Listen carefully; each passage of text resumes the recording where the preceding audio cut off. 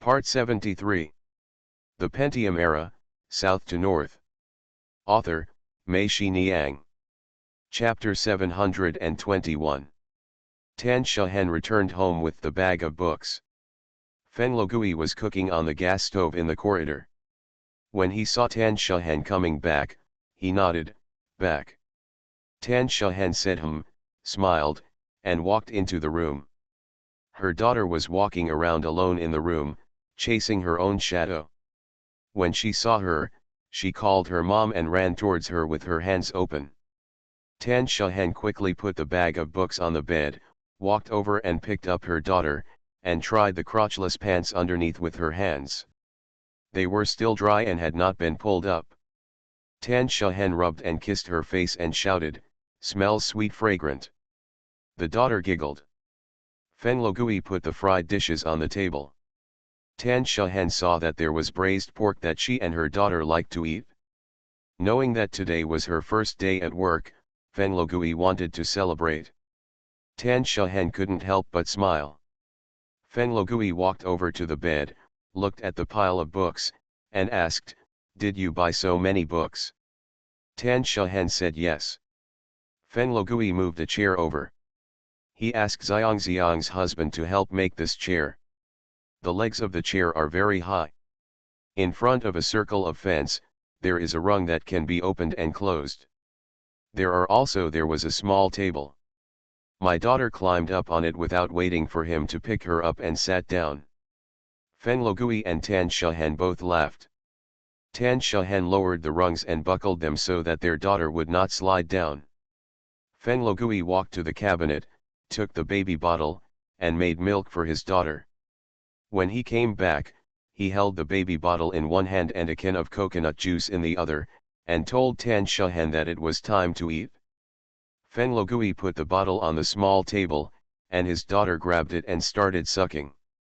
Feng Logui brought another small bowl and spoon and placed them on the small table. While her daughter was sucking milk, she stared at Tan Shahen. Tan Shahen quickly took a piece of braised pork, bit it into small pieces with her mouth, and put it into her daughter's mouth. In the bowl, my daughter immediately put down the bottle and dug out the meat with a spoon to eat. One side of the square table for eating was against the wall, and one person in their family of 3 occupied the other side. Feng Logui pulled the handle of the coconut juice and placed it in front of Tan Shahen. Tan Shahen said, "You should drink some too." Feng Logui said, "I won't drink it." But seeing that Tan Shahen was looking at him with eager eyes, he smiled, stood up and said, "Okay, I'll have a drink too." After getting married, Feng Logui, who never drank alcohol before, occasionally drank a little liquor. Feng Logui sat down and filled up the wine. Tan Shahen had already raised the coconut juice. The two of them touched it, and the daughter immediately became unhappy. The two of them quickly touched her bottle, and the daughter laughed. "How was work today?" Feng Logui asked. "Very good. Everything you see is new. Also, do you know that Shen Linlin who went to Hangzhou to compete with me? The one where we sing together in the dance hall. Yes, I didn't expect that she also works at ICBC. What a coincidence. Yeah, I didn't know until she called me today. Well, the director and deputy director Ding called me to the bureau today," Feng Logui said. "What, they regret letting me transfer?" "No, you told me that the bureau has decided that Director Ding will no longer serve as the leader of the Wu opera troupe, and let me be the leader." "Really? That's great, Logui," Tan Shahen shouted. She immediately thought, what's the use of being the leader?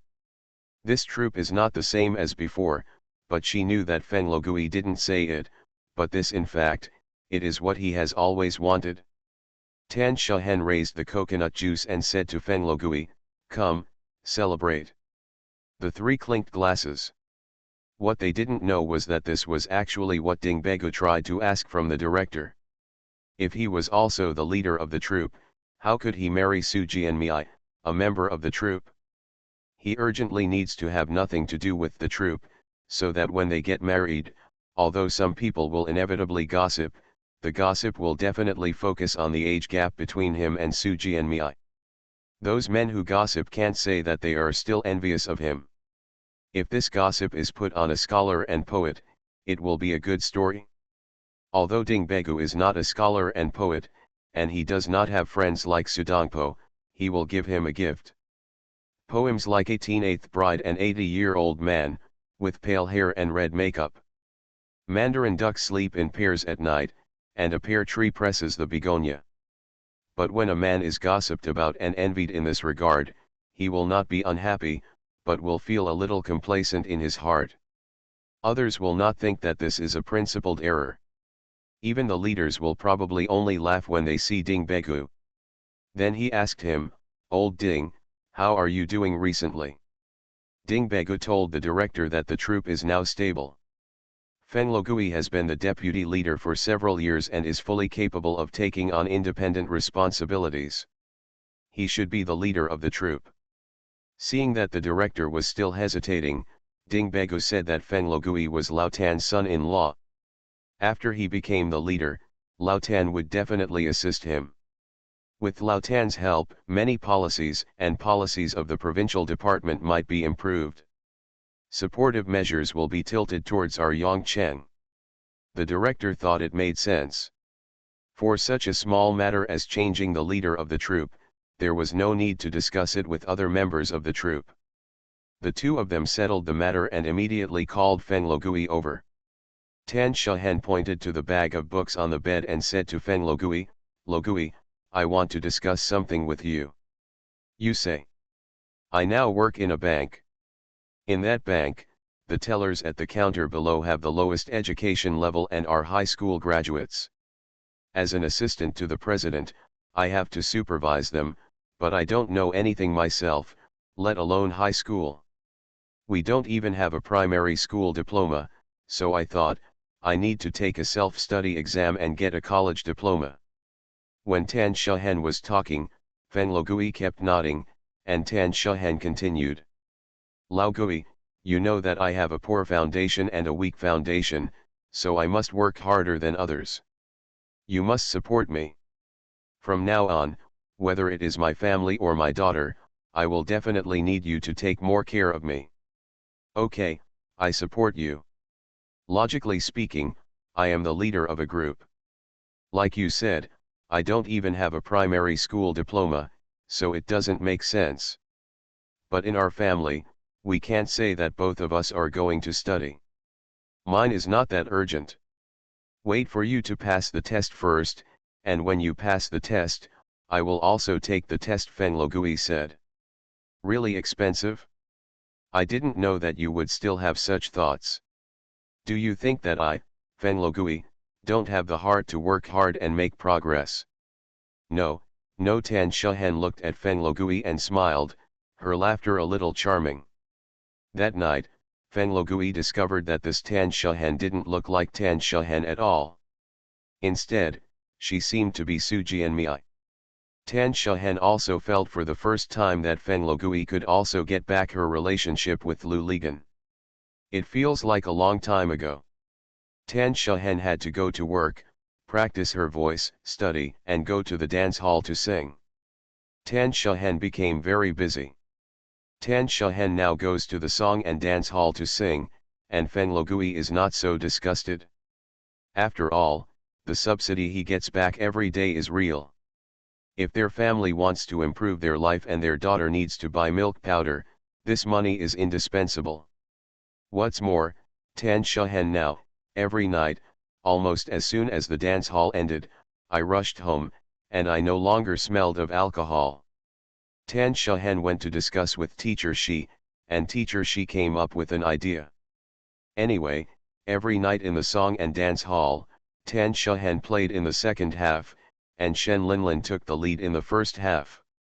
They simply changed the original afternoon practice to 7 p.m. at 9 o'clock, at this time, Yudianwu was put in charge upstairs. At 9 o'clock every night, they left the office and went upstairs. Tan Shahen's daily schedule has become, getting up at 6:30 in the morning to sing. Feng Logui no longer goes to the troupe, but makes breakfast at home. They have breakfast together at 7:30. After breakfast, the two of them go out together with their daughter. After arriving at the Wu opera troupe under Gao Hong, the two broke up. Feng Logui carried his daughter to the troupe, while Tan Shehen walked to the bank to work. Tan Shehen can't ride a bicycle, but fortunately Yang Cheng is very small. She walked to the bank in 10 minutes. When she got to the bank, she went to clean up the sanitation of President Mao's office and her own office. She went downstairs. Boiling water was brought from the canteen, one pot was placed in President Mao's office, and the other pot was taken back to his own office. They sat down at exactly 8:30, which was their working time. When President Mao passed by her office, he would always raise his hand to say hello inside. Tan Shehen would smile and shout, "Hello, President." At noon, Tan Shehen did not go home for dinner. When there were guests, she ate with them. When there were no guests, when the cafeteria gave President Mao a meal, he would also give her a portion. The two of them sat on the coffee table in President Mao's office. After eating, Tan Shehen collected the bowls and chopsticks and sent them to the cafeteria below. She returned to the office, closed the door, and took a nap on the sofa. At this time, in other offices, no one went home and everyone was taking a nap. Wake up at 1:20, go to the bathroom to wash your face, and continue working the afternoon shift. The bank gets off work at 5 o'clock. Tan Shehen is always in the office, reading until 5:30, then goes home. When she gets home, Feng Logui has already after the meal is ready and the family has finished eating, Tan Shehen plays with her daughter, and Feng Logui goes to wash the dishes. After washing the dishes and chopsticks, the two of them talk for a while, and then Tan Shehen gets up and goes to the cultural center. The only thing that would break this routine of her life was that if a customer came to the bank and needed her to have dinner with her, Tan Shehen would first call Feng Logui, and then call teacher Shi. One of them would inform him that she would not go home for dinner. The other one asked for leave and said he would go later. What makes Tan Shehen feel the most regretful is that she always feels that there is not enough time to study every day, and this study seems to be nothing when not studying. After learning, it seems that the more she learns, the more she feels her ignorance and the more questions she has. I don't know who to ask. There was no teacher for this self-study exam, so she had no choice but to go to Xinhua bookstore and ask Suejun, but Suejun was taking the exam for a major in Chinese language and literature, which was not related to her business management. Many of the questions she asked were not understood by Suejun. Tan Shehen had books in her bag, and she took them with her to work every day. When she was sitting in the office and had nothing to do, she took them out to study. One time, President Mao suddenly walked in. Tan Shehen quickly wanted to hide the book, but it was too late, so she had to. He smiled awkwardly at President Mao and put the book cover down on the table. President Mao smiled and said, "It's so mysterious. What are you reading?" "Zemila's novel." Tan Shehen looked at him blankly, not knowing what he was talking about. President Mao came over, picked up the book on the table, read it, and asked, "Are you taking the self-study exam?" Tan Shehen said and President Mao said, "In the office, you can read it with confidence. In our industry, we encourage everyone to use their work breaks to read and study. This is to ask for progress. By the way, before the exam, in a few days, I will give you 5 days off so that you can prepare for the exam at home with peace of mind." "So good," Tan Shehen said happily, "Thank you, President." President Mao put down the book, looked at Tan Shehen and said with a smile, "You probably don't know that I also took the self-study exam. Although ours is called a university without walls, after all, I am still your senior." "Really, President, what major do you major in?" President Mao tapped the book on the table with his fingers, "Same as you, business management." "How about it? Can I be your senior brother?" Okay, then there are many things I don't understand in the future. Can I ask the president for advice? President Mao smiled and said, President Xiang can't, but senior brother Xiang can. Tan Shahen also smiled, then I will ask senior brother for advice. President Mao is 40 this year. He joined Yongcheng Industrial and Commercial Bank of China at the age of 18.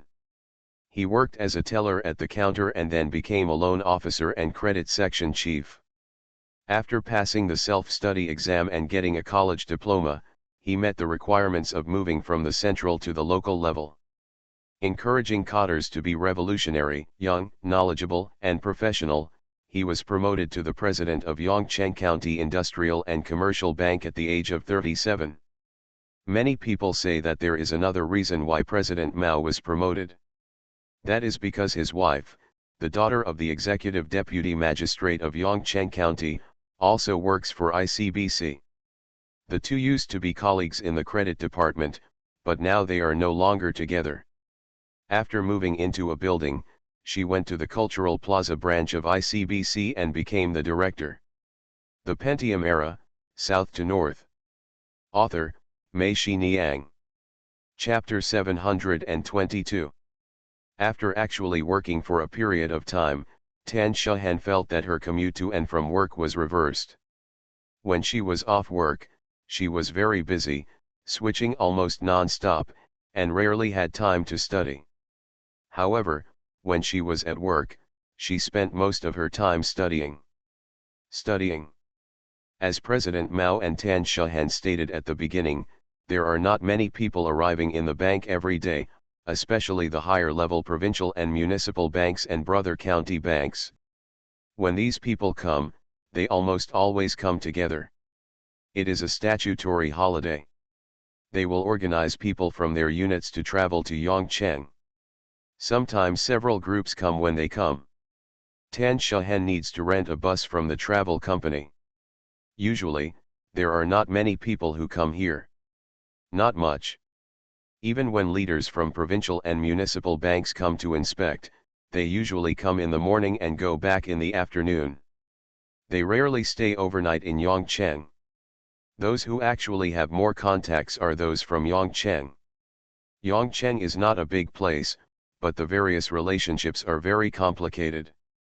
For example, the Zinanjiang hydropower station and some provincial-owned and deployed enterprises are all at the same level as the Yongcheng County government, and some are higher than Yongcheng County. The Anhui Forestry Office across the Lianjiang River was originally stationed here by the Anhui Provincial Forestry Department. It was originally responsible for operations. The batches of bundled rafts that were lowered along the Xianan River from the upper reaches are now blocked by the hydropower station. The wood from the upstream has long since disappeared, but this unit still remains here, and its level is also at the county level. But no matter how complicated your relationship is, capital transactions still have to go through banks in Yongcheng. Yongcheng ICBC is the largest local bank in Yongcheng. They can't be like the local government, each managing one, or looking at each other. At that time, banks were not completely separated from local governments and belonged to higher-level provincial and municipal banks. In particular, the personnel rights were still at the local level.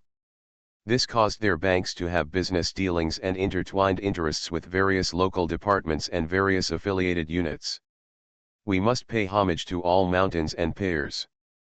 In addition to these units, the money is allocated from above, and there is basically no shortage of money. They have less places to go to banks, and in turn, banks have more places to go to them. At that time, higher-level banks and local governments had all kinds of assessments and tasks. The bank relies on them to complete these tasks, so a very important job for President Mao and Tan Shahen is to organize dinner parties. After Tan Shahen arrived, President Mao found that the difficulty of organizing a dinner party had been significantly reduced. Many people who had been difficult for President Mao to date before now would take the initiative to call President Mao when the weekend was approaching. Needless to say, President Mao also knew that this was to get Xiao Tan together. President Mao was very happy about this. Even if Tan Shahan won him championships in provinces and cities as teacher, she said, President Mao already felt that Tan Shahan was worth every penny. Of course, Tan Shahan had to participate in all these wine parties. It was unreasonable for Tan Shahan to drink coconut juice from beginning to end. She also started to drink a little bit of white wine. After drinking, her face turned pink and she looked even more charming. But she only drinks a small cup at a time.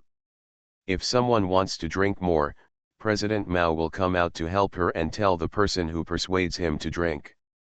Xiao Tan will also participate in the CCTV Young Singer Grand Prix. Drinking is not good for the throat. Today has already happened. It's an exception.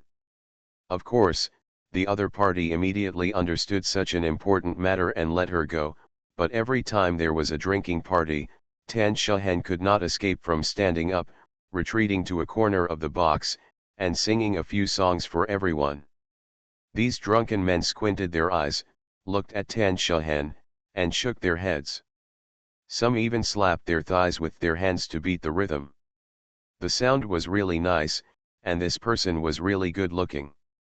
So the host and guest enjoyed themselves. Apart from these bartenders, Tan Shahan has basically nothing to do during normal working hours during the day, although she is also the vice chairman of the labor union. The chairman of the labor union of their bank is concurrently served by a vice president who has been on sick leave for a long time. This vice president is very senior. When President Mao was still a loan officer, he was the head of the credit section.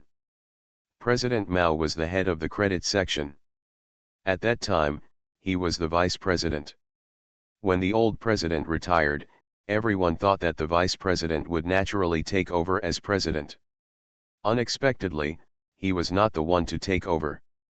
Someone took over first, and the first one was his old subordinate. When he couldn't change his mind, the organizational department talked to him, helped him to guide him, and told him that it's not that you are incompetent, or that your superiors don't trust you, but that the general trend is like this and the requirements of your superiors are like this, and there is nothing we can do about it. You will suffer the loss because of the two aspects of the four modernizations: Cotter standards, youth, and knowledge. Especially in terms of knowledge, President Mao is younger than him and has a college degree, so President Mao will surpass him. Go up. Having a diploma means you have knowledge, he was unconvinced. Having a diploma does not necessarily mean you have knowledge, but it is one of the assessment standards. You work in finance, and you don't know what quantitative standards are, someone from the organizational department said, and comforted him that now is not the era of seniority. Be more open. He really thought about it. On the second day after President Mao took office, the vice president and chairman of the labor union began to take sick leave, and then he continued to be sick for several years. Everyone at the top and bottom thought this was normal. You just be sick with peace of mind. In the absence of the chairman, the vice chairman of the union, Tan Shahan, was fully responsible for the work of the union. At the beginning, Tan Shahan wanted to ask the chairman for instructions on some work, but when she called her home, her family told her that she was either going to Huangshan or Putuo. Shan and Taishan are recuperating. Helpless, Tan Shahan could only go to President Mao. President Mao and Tan Shahan said that if anything happens, you can make the decision yourself. Even if he is in Yongcheng, he only wants to see Xiao Wang, not you. Xiao Wang is a girl in the bank office. Every once in a while, the vice president will call her and ask her to go there. Xiao Wang brings back a file bag of tickets, accommodation tickets and attraction tickets from his home, sorting them out and filling them out. I asked President Mao to sign the reimbursement form. President Mao signed it without looking at it. Xiao Wang took it to the finance department to reimburse the expense, put the money in the file bag, and sent the file bag back. Tan Shahan is completely responsible for the work of the trade union. The union has nothing to do, and it is not time for the general election. Normally, she just gives everyone some benefits, organizes chartered venues to watch movies, or travels to places in the province during holidays. When the higher-level trade union announces a badminton and table tennis competition, she posts the notice on the notice board in the cafeteria and asks those who want to participate to come to her office to sign up. There are only a few people who go to Hangzhou to participate in these activities every year. They won't get any rankings anyway, they just fill up the number, so they don't even need to organize it. They will organize the coming and going themselves, and they will reimburse the expenses when they come back. In a county with scarce resources, banks are a piece of cake. The major mass organizations in the county always come to ICBC to sponsor whatever activities they hold. President Mao is very annoyed. In addition to the activities of the Women's Federation, President Mao himself, in addition to personal inquiries, other units will be left to Tan Shahen's discretion. The Women's Federation is because their chairman is a member of the Standing Committee of the County Committee. Although the unit is on the same level as the Youth League County Committee, the Federation of Trade Unions, the Federation of Literary and Art Circles, and the Association for Science and Technology, the chairman is not on the same level, so President Mao has to deal with it personally. There are several major mass organizations in the county. The Youth League and county committees have subordinates in their businesses. If there are any activities, the first thing they go to is their Youth League committee. If the secretary of the Youth League committee comes to her, Tan Shahen will definitely show off some face. The Federation of Trade Unions is Tan Shahen's superior. Of course Tan Shahen will take care of them. The Association for Science and Technology has basically nothing to do with them. They usually don't engage in any activities and will not disturb them. There is also the Federation of Literary and Art Circles, which I didn't need to pay attention to at first, but it was Lao Meng who came to Tan Shahen from the Federation of Literary and Art Circles. When Tan Shahen and Lu Ligan were together, Lao Meng asked Lu Ligan to write so many legends of the king. He helped them in their most difficult times, so the activities of the Federation of Literary and Art Circles would also be favored by Tan Shahen. In addition to mass groups, the Cultural Center usually holds the most activities. Because of teacher-she's relationship, their activities often receive strong support from ICBC. Tan Shahen did not find it difficult to deal with these matters, and she was able to handle them with ease. Of course, the people who sponsored her were happy, but the industry did not have the budget and could not sponsor them at the moment. She also made others feel comfortable, especially those from the Youth League and County Committee. For the event, ICBC's money didn't arrive, but Tan Shahen came and sang 2 songs, and everyone was happy. Tan Shahen spent more time sitting in the office, reading and studying. When she encountered something she didn't understand, she would go next door and ask her senior brother, who always took the trouble to teach her. Tan Shahen didn't ask for advice for a few days. Sometimes the senior brother would come over and take the initiative to ask about Tan Shahen's study situation. Tan Shahen was immersed in reading a book, when a person walked in outside the door. Tan Shahen thought it was her senior brother, Mr. Mao, but when she raised her head, it was Xiao Wu. Xiao Wu smiled when he saw her, and without waiting for her invitation, he walked in, sat down on the sofa, and said to her, "Sister Shahen, let me hide here with you for a while." Tan Shahen was taken aback and asked quickly, "Why, are we fighting again?" "No, why should I fight now? I have forgotten how to fight. Who else would chase you without a fight? You're not chasing me, you're looking for me."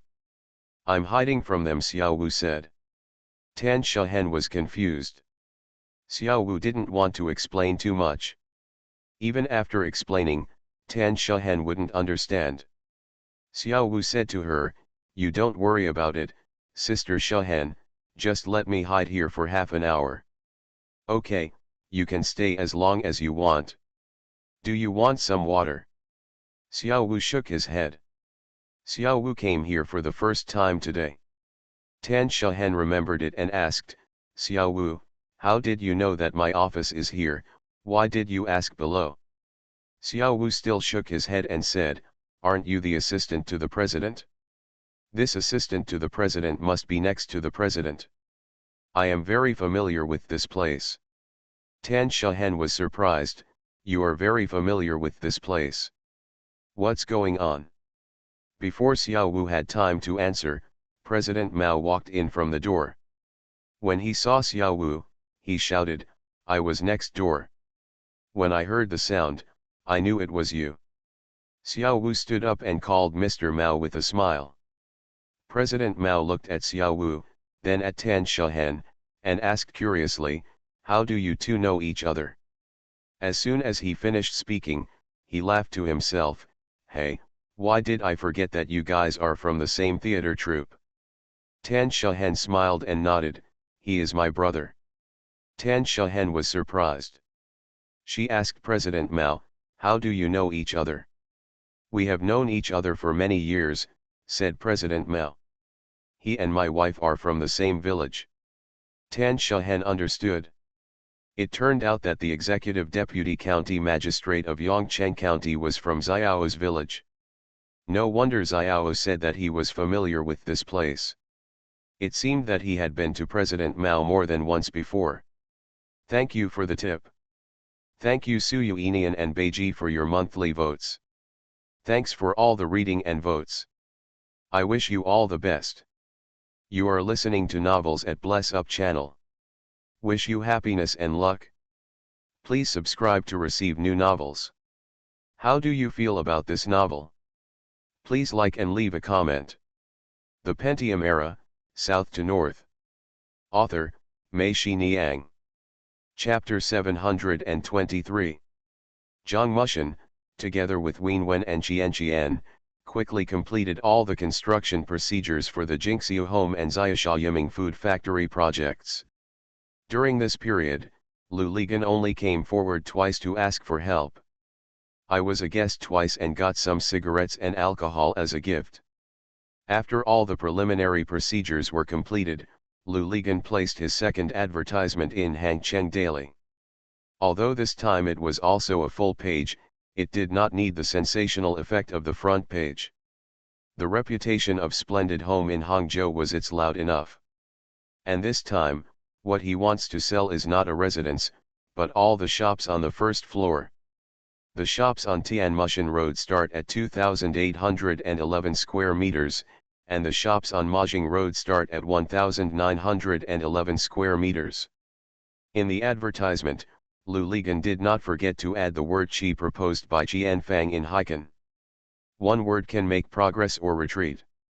The sale this time was no longer at the Kuning Garment Factory on Stadium Road. Lu Ligan asked Zhang Mushan and the others to build a simple house on site and decided to sell it on site. Because the sales of shops are not to sell off the plan properties, but to sell shops directly. Business people are very superstitious. When buying a shop, you must look at the flow of people in front of the door and its location. In some cases, it also depends on feng shui. A telephone pole at the door can determine whether it is a shop or a shop. It is much more convenient to make a choice and sell it on the spot, allowing you to see and choose on the spot. How many square meters you want to buy and which piece you want to buy will be determined on the floor plan. The foundation of the house is still being laid anyway. It doesn't matter what type of room it is, whether you want to open windows or how many windows you want to open. It's all up to you. Except for the facade. The bay is not allowed to be larger than the inside, and there are no other regulations. This time when selling the shop, full payment is required. Lu Ligan predicts that it will not be sold out in a day or two. The main purpose of building a simple house on site is to prepare for a protracted war. It is such a behavior. I don't know if it is nationwide, but it is definitely the first in Hangzhou to build a sales office directly at the project site. Real estate developers who came up later also built sales offices at the project site. When they came to pay the first 30% of the first payment for the 10 buildings that had been sold off-plan, Lu Ligan transferred the entire splendid home project and 20% of the project payment to Zhang Mushan, Originally the contract stipulated that he would fully advance the capital, but 20% of the project funds came in first, which made Zhang Mushan feel very proud. No matter what Lu Ligan does next, whether it is Zhang Mushan or his company, they have 100% trust in Lu Ligan and his Jinxiudadi real estate company, and this is what Lu Ligan wants. He just wants to trust. What's more, after paying 20%, Lu Ligan told Zhang Mushan that the one point that didn't move was still the same as before. This made Zhang Mushan even more convinced of Lu Ligan and felt that this guy was reliable. Terrific. When Lu Ligan is engaged in real estate, he still adheres to the style he had when he first advertised in Hikanzilu, that is, he is willing to make less, but also to make everyone happy. Only when everyone is happy can this matter continue. There will only be a next time. At the same time, he will argue with you at the beginning and set the conditions to be the most demanding. Then in the process, he will take the initiative to relax the conditions and surprise people, because he knows that when you first start, giving someone $10 in profit without the surprise of giving someone $1 later will bring more trust. The 20% payment was equivalent to asking Zhang Mushan and the others to give up 100% of his rights. Lu Ligan had complete disposal rights over the project under construction. In the end, Lu Ligan made the profit. This is what he to do business, you must first win the trust of the other party. He seems to know what to do naturally. When the store started selling, Wen Wen and Qian went to the sales office. Lu Ligan told them to work hard and he promised to give them 1,000th of the sales bonus. What Lu Ligan didn't expect was that the first person to buy a shop was Chen Jing'ai from Jing'ai Group. This Chen Jing'ai was a famous figure at the time. The previous year, that is, on October 14, 1992, at an auction in Shanghai, there was a person named 89 who kept holding up placards, suppressing all competitors time and time again, and auctioned 6 state-owned stores one after another. I got it, this number 89 is Chen Jing'ai. Those 6 so-called state-owned stores are actually just 6 small shops with an area of more than 10 or 20 square meters. The total auction price of Chen Jing'ai is 1.451 million yuan. Smart Shanghainese think it is not worth it. 1 square meter is more than 10,000 yuan. Where can I buy it? With such an expensive house, people say that Chen Jing'ai, a Xiangwoning, has made a loss in business this time, but Chen Jing'ai has his own shrewdness. Because this was the first private entrepreneur to acquire state-owned assets after the reform and opening up, his move caused a sensation throughout Shanghai. More than 50 news media at home and abroad reported on it that day. Chen Jing'ai, an unknown township man, the name Woning became famous in Shanghai and had a huge advertising effect. This incident has also attracted widespread attention in the economic and theoretical circles, and the resulting Chen Jing'ai phenomenon has become a hot topic. Jing'ai Group was just established in Hangzhou in the first half of this year. Lu Ligan's full-page advertisements on 2 front pages of Hangcheng Daily certainly caught his attention. When he saw that Jinxiu Home was on sale when he was at the store, he had a premonition that this would become the focus of the media again, so he decided to take action personally. When he arrived at the sales office on Tianmushan Road, he saw that there were many reporters waiting here. Last time, the reporters caught the news about Lu Ligan and his family selling off the planned properties and tasted the sweetness. This time, they were waiting here early. They also wanted to witness who would be the first to buy the Jinxiu Homeland store. Unexpectedly, it was Chen Jing'ai from the Jing'ai Group. Everyone was excited. Chen Jing'ai is from Tonglu, a Xiangwoning that was famous in Shanghai last year. Now that he is here, like Lu Ligan, he is a Guolaoer in the eyes of Hangzhou people. When these two Guolaoer, when the hands of old man came together, the reporters felt that they couldn't press the shutter of their cameras fast enough. Chen Jing'ai bought a 300 square meter shop in Jinxiu Homeland at a price of 2,810 square meters. It became the sales department of their Jing'ai Group. It immediately became the news of the media that day. These two smells the keen Gualauer has all made money. It can be said that they borrowed each other's fame and made a multiplication together. Chen Jing'ai also announced on the spot that he would reserve a house in the second phase of Jingxiu Homes as a dormitory for their Jing'ai group to introduce talents. Lu Ligan also said on the spot that he would never increase the price of this house. The two of them another show on the spot. Chen Jing'ai asked Lu Ligan if he needed to buy off the planned property first. Lu Ligan said no need, so the building was decided and called Jing'ai Building. Chen Jing'ai said, add 2 words and call it Jing'ai Talent Building. These are the talents of our Jing'ai group. Yes, reporters at the scene cheered in unison. The next day, Chen Jing'ai still asked someone to deliver a check for 180,000 yuan, and Lu Ligan also gave them 36 off-plan properties. Both parties knew that it was a show, and there were still rules to follow in business. Although there was no premeditation in advance, this was a show that was beneficial to both parties. After the news that Chen Jing'ai bought the Splendid Home Store spread, the Splendid Home Store was sold out in a few days. From the second customer from the beginning, the price rose to 3,200 yuan per square meter. The price of that building, after the first off-the-plan property went on sale, everyone understood that the price could not be still 980 square meters, but Chen Jing'ai got it at this price. This time he went out to show his face. He made a lot of money, and for Lu Ligan, because of his actions, the value of the house increased again, and he also made a profit. The cost of a shop of 300 square meters was 840,000 yuan. Chen Jing'ai's accompanying finances were paid by check on the spot.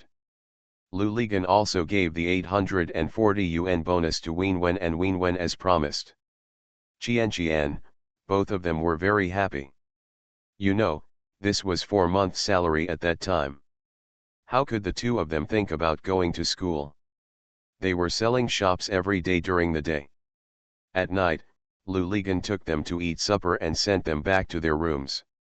In addition to counting the money, they often left without letting Lu Ligan go. Wenwen and Qian of Hangzhou finally became Wenwen and Qian of Haikan. The two of them were expelled from school soon after they missed too many classes. Lu Ligan actually gave them a salary increase. Of course, Fan Jiangguo also followed suit. The shops on Tianmushan Road and Mayang Road were all sold out. The Agricultural Bank of China paid the highest price for their shops, at 3,400 square meters, and they also bought 300 square meters for their bank's Tianmushan Road branch. Lu Ligan had originally promised to give Fan Kishan the 100 square meter shop at a discount of 2,501 square meters. Now he asked Fan Jiangguo to give him 340,000 yuan based on the highest 3,441 square meters. What to do with this money next is their business. Anyway, when Lu Ligan went to Yiming Food Factory again, neither Lao Fan nor the secretary pretended to know about it, but when they saw him, their faces were extremely bright. Lu Ligan understood that this little Fan is still honest in this regard, a bit like a second-rate person. Such people may not be high-level, but they are more reliable than high-level people and will not cause trouble or harm others. Lu Ligan decided to reward him, firstly for this matter, and secondly, for not flirting with Wenwen and Qian. This was not easy. Lu Ligan asked Fan Jiangguo, "What do I think about Hangzhou?" "Not familiar, what is your favorite thing to do?" Fan Jiangguo told him that I have always dreamed of going to Wanghu Hotel. Lu Ligan said yes, then we will go to Wanghu Hotel today. Really? Fan Jiangguo asked in disbelief. Of course, not only do you have no jokes, but the boss also has no jokes, especially on such a serious issue. Lu Ligan said, "Hurry up and get in the car." Fan Jiangguo quickly got in. At that time, Hangzhou was still a closed city, unlike Haikan, where both sides of Haixiu Road were buzzing and colorful. At that time in Hangzhou, this was still a very secretive business, and it was basically difficult to find them. They could only be found at the entrance and lobby of Wanghu Hotel, because there were many Japanese and Taiwanese staying there, and they were in this area. Famous fans, so there will be some mysterious figures appearing around here. They are also the first batch of Hangzhou locals to retreat back from Shenzhen.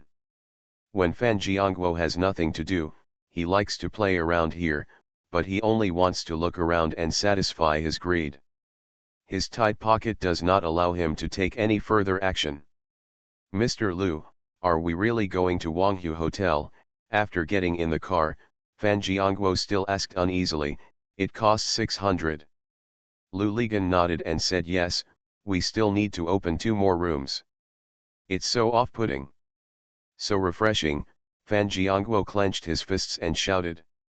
The Pentium Era, South to North. Author, Mei Xiniang. Chapter 724. Lu Ligan sat up from the bed, took the cigarette on the bedside table, and was about to smoke a post-event cigarette comfortably when the big brother on the bedside table rang loudly. He picked it up, quickly got out of bed, and hurriedly put on his clothes. The other one on the bed, suddenly became nervous, thinking that someone had tipped off that the night inspector was coming. It's okay, just lie down," Lu Ligan said. He got dressed, took out his wallet, took out a wad of money that was definitely more than the amount he should give, put it on the table, and said to the person who was still on the bed, "I have something urgent to leave, you can continue to sleep, you can also take the money and go home." Lu Ligan hurriedly went downstairs and drove all the way. When he was approaching the small road behind Sijiking, he saw Zhang Chen and Lao Wan's cars in front of him had just arrived and were parked on the side of the road. Lu Ligan honked the horn. Zhang Chen got out of the car and looked back when he heard the sound of the horn. When he saw Lu Ligan's car arriving, he stopped and stood beside the car waiting for him. Lu Ligan parked his car behind their car, got out of the car, and shouted, "What's going on?" The guy couldn't explain clearly. He just said that the store was closed and the proprietress was crying, Zhang Chen said. The 3 people hurriedly walked towards Wei Wenfang's store. From a distance, they saw many people watching the excitement gathered in front of Wei Wenfang's store. The 2 people pushed through the crowd and went in. They saw Wei Wenfang's shop and the simple house that was later built. The rolling shutters had been pulled down and a seal was posted on the door. Wei Wenfang was sitting at the door crying, and all her clerks were. I stood there at a loss, not knowing what to do. Seeing Zhang Chen and Lu Ligan arriving, a clerk who often went to Zhang Chen's factory with Wu Ziyawai hurried over. It was he who called Zhang Chen, and Zhang Chen called Lu Ligan again. Zhang Chen asked him what was going on, and he said he didn't know very well. "We were busy dividing packages, and a large group of people in uniforms and people from the TV station came. They said we were operating illegally, so they sealed the place." "Who are they?" Lu Ligan asked. "From the Industrial and Commercial Bureau."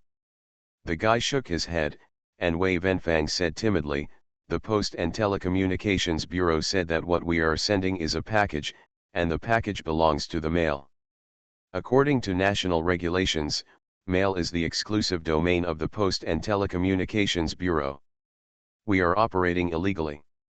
In fact, the cause of the matter was that the landlord who rented a house to them built this simple house on this street. When he was building it, no one came out to stop it. After it was built, no one said anything, but it couldn't stop someone. I'm secretly jealous. It's not your land. Why can you build a house here and make money while we don't have a share? This envious person is actually a coward. He dares to be angry but dare not speak out, but he still holds a grudge." Once at a dinner party, he angrily talked about this matter. There happened to be someone from the Post and Telecommunications office present, and he casually said that this matter did not seem to be the case. Allowed to dry. Some people just laugh. Your Post and Telecommunications company still cares about building houses? The man said, "We are not responsible for building houses, but for delivering packages. Isn't this taking away our jobs?" The speaker was unintentional, but the listener was intentional. The jealous person actually called the Post and Telecommunications Bureau the next day and reported Wei Wenfang and the others. The Post and Telecommunications Bureau sent someone over to take a look and was shocked.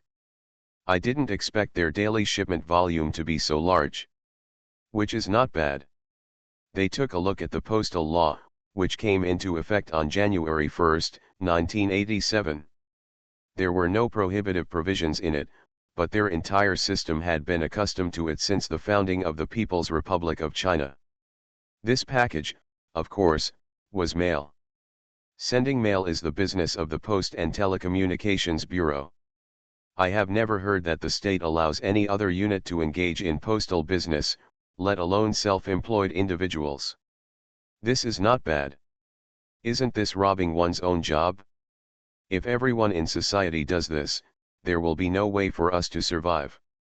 After discussing it, they decided to join forces with Hangzhou TV station to carry out a surprise cleanup and rectification work. Then the TV stations at that time also liked to broadcast live such eye-catching hot news. Hangzhou Post and Telecommunications Bureau sent people to stay near Wei Wenfang's shop for several days.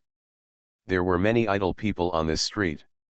When they were working, some people poked their heads outside the door, but the people inside didn't take it seriously. As a result of squatting, they found that Wei Wenfang and his shop had the largest concentration of packages after 11 p.m., so they decided to take action at this time to catch them all. So when Wu Ziyawai and Wei Wenfang were extremely busy, a large group of people wearing postal uniforms suddenly appeared, followed by cameras. They didn't know what these people were doing, but with a TV station following them, it should be a big deal. Wei Wenfang and Wu Ziyawai were confused at that time.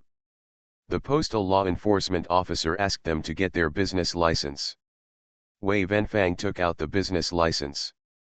It was a business license from the shipping department. The business scope on it said cargo transportation, but the postal law enforcement officer pointed to the packages on the shelf and said, "This is not goods, it is a package. Packages belong to mail. You are illegally operating postal services and must be sealed." "Where is Wu Ziyawai?" Zhang Chen asked. Wei Wenfang was crying in front. When she saw Zhang Chen and Lu Lipol arriving, she felt that she had a backbone in her heart. She just stopped crying when she heard Zhang Chen ask this and started crying again, saying that Wu Ziyawai had been taken away by the police station. "Mr. Zhang and Lu, why are we so unlucky? We work so hard every day, aren't we trying to get rich? Why are these people bullying others so much?" Wei Wenfang cried. "Why are you still bringing people with you?" Lu Ligan asked. The clerk told them that those people wanted to seal the door, but Wu Ziyawai refused, so the two sides started to quarrel and got into a fight. When 110 came, the people said that Wu Ziyawai had beaten the postal law enforcement officers, so the police took Wu Ziyawai away. "Did Wu Ziyawai hurt anyone?" Zhang Chen asked. "No, he was alone. There were so many of them, and they held his hands and feet. He couldn't move. How could he hurt someone?" said the guy. Zhang Chen heaved a sigh of relief. Lu Ligan looked at the guys standing beside him and cursed. "Are you all dead? There are so many of them, and there are so many of you, too. When you see your boss fighting, don't you know how to help? Don't you know how to help fight?" Those people were a little embarrassed by Lu Ligan's scolding. They lowered their heads and did not dare to say anything. Zhang Chen quickly scolded, "Stop humming talking nonsense." Fortunately, they did not participate in the fight, otherwise things would be serious today. "When it gets bigger, I'm scared of you," Lu Ligan shouted. Zhang Chen ignored him and said to Wei Wenfang, "Wei Wenfang, don't cry yet. As we are now, we will find Wu Ziyawai first tonight and try to rescue him first. I will accompany you to the Post and Telecommunications office tomorrow morning to ask about the matter here. We can't be so unclear and just say seal it off. It's sealed. There's no point in rushing tonight. Even if I go to the Post and Telecommunications office now, they have no one. I'd better go to Wu Zhaowei first, do you agree? Wei Venfang nodded. Lu Ligan heard from the side and said, where else will these 110 people be taken away? It must be the police station. Wait, I will detain Su Wenhui and ask him to ask their journalists who are running on the political and legal front if they agree know the police station around here. Zhang Chen's eyes lit up. The nearby police station must be Sijiking police station. He thought of going to find Brother Hagen. Zhang Chen quickly told Lu Ligan, stop fighting and let's go. Wei Venfang, come with us quickly. Let's go find Wu Zhaowei first. Zhang Chen asked Lao Wan to stay here and call him if anything happened. He and Wei Venfang and Lu Ligan walked to the parking place. Santana got on Lu Ligan and left. They arrived at the door of Hagen's house. Brother and the others were already asleep. Zhang Chen knocked on the iron gate of their yard. The lights in the room inside came on. Someone opened the door in front of the hall and came out and asked, which one? It was Brother Hagen. Zhang Chen quickly shouted, it's me, Brother Hagen. Hagen opened the door. The weather at the end of October was already a bit cold at night. Hagen huddled there and listened to Zhang Chen explain the matter in a hurry. He said, wait a minute while I went back to get dressed. Brother Hagen got dressed and got into the car. They arrived at the Sijiking police station. Sure enough, in the detention room separated by the iron fence on the first floor, they saw through the iron fence that Wu Zhaowei and 2 other people were locked in it. Wu Zhaowei raised his hands. Was handcuffed to the iron fence. Wei Venfang cried when she saw this scene. The police officer on duty saw Hagen and asked, your friend? Hagen said yes. The policeman removed Wu Zhaowei's handcuffs from the iron fence and asked him to come out and sit down. Wei Venfang hurried over and asked Wu Zhaowei if he was okay. Wu Zhaowei shook his head. Which one is on duty? Hagen asked the policeman, who told him he was an instructor. Lu Ligan and Wei Venfang stayed on the first floor. Lu Ligan took out a cigarette and asked the policeman to smoke it. Wei Venfang sat next to Wu Zhaowei, her heart was in chaos, and she just kept crying. Hagen took Zhang Chen to the second floor and walked to the door of the instructor's office. The door was closed, and the instructor was sleeping on the table inside. Hagen knocked on the door and said, please come in. Hagen took Zhang Chen in. The instructor had a good memory. He still remembered Zhang Chen and was surprised when he saw him. He said, Sanbao didn't check the temporary residence permit today. Zhang Chen quickly said, it's not about the temporary residence permit. The people there now have temporary residence permits. After Hagen talked to him, the instructor realized that they were here for the person below. The instructor said, 110 sent it here. We don't know, and they couldn't explain what it was. They said we would talk about it tomorrow, and they also said what was the obstruction disturbing postal law enforcement. This is the first time I have heard of this postal law enforcement. I heard it was a shipping department and the store was closed, the instructor asked. Zhang Chen nodded. No license. I have a license, Zhang Chen said. It's sealed even if it has a license. This shipping department is also sealed for industry and commerce. What does it have to do with the postal service? The instructor looked at Hagen and shook his head. I don't understand. I really can't understand what's happening now. I can't even keep up with it on. We don't understand either, Zhang Chen said. They say packages are mail and it's illegal to receive mail.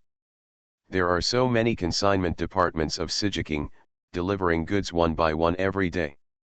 Are these consignment departments illegal? Hagen was also confused. Then what kind of license does the Industry and Commerce Bureau issue? The instructor looked at Hagen and sneered, meaning, are you stupid too? Let him go quickly, his girlfriend is scared to death, Hagen said to the instructor. The instructor looked at Hagen and said with a smile, leader, can you let the people here go as you please? The watch has been emptied, boil it. This post and telecommunications office has been emptied, and 110 has also been emptied. Fortunately, these post and telecommunications offices are not in my market.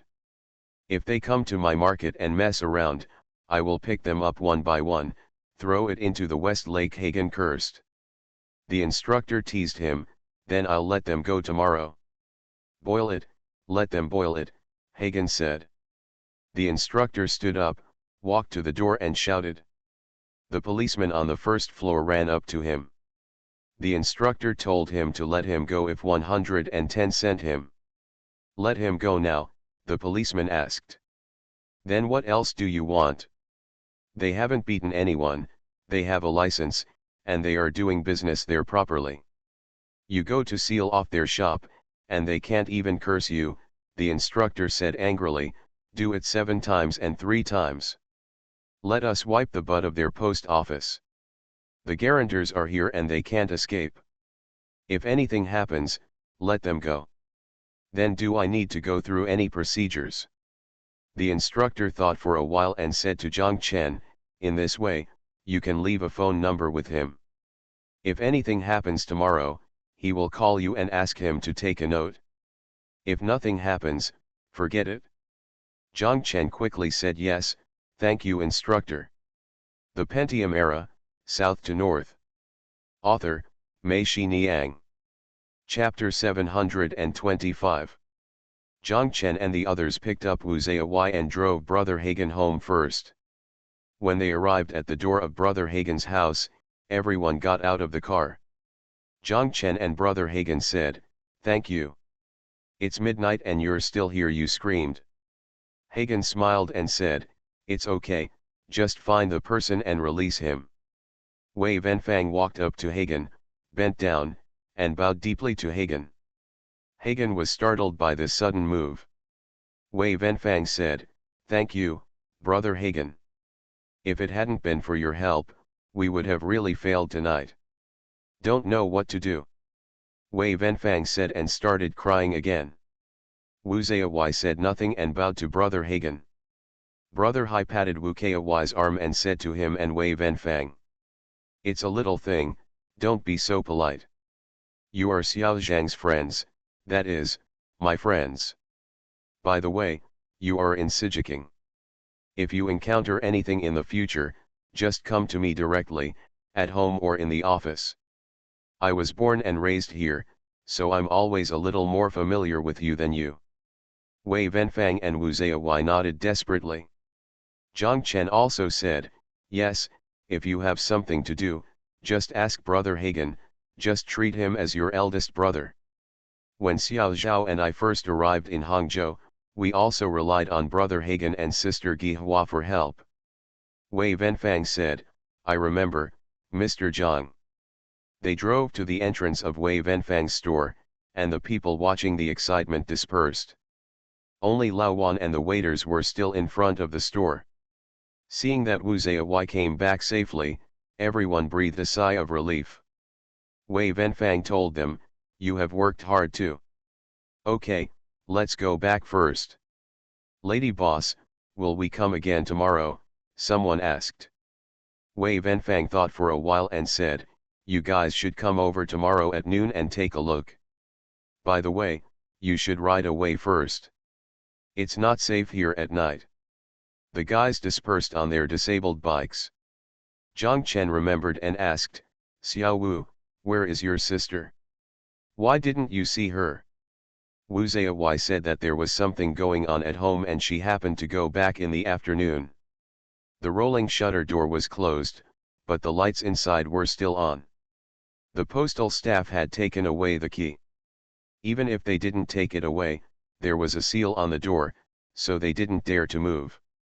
Wei Wenfang and Wu Zaiyi lived above the shop. Yes, if they want to go upstairs, they have to go through the stairs inside the store. The rolling shutter is sealed, so they can't even go back home. The windows on the first and second floors were all equipped with safety cages. Even if they tried to climb through the windows, they couldn't get in. Several people stood there and looked at them, but there was nothing they could do. Zhang Chen said let's go back to the factory first. After getting in the car, Wei Wenfang and Zhang Chen said, Mr. Zhang, I'm sorry, all the goods in the car are locked inside, and they can't be shipped tomorrow. Zhang Chen said, this is all a trivial matter. Let Zheng Huiyang and the others match it. The most important thing is not the goods we have here. By the way, apart from ours, how many goods are there? More than 300 pieces, Wei Wenfang said. So many, Zhang Chen and Lu Ligan were both surprised. Yes, they came just after the goods from more than 40 customers were collected. They must have been waiting for this time to come, Wei Wenfang said. They arrived at the factory, where Xiao Zhao was waiting for them anxiously. Wei Wenfang got out of the car, hugged Xiao Zhao and started crying.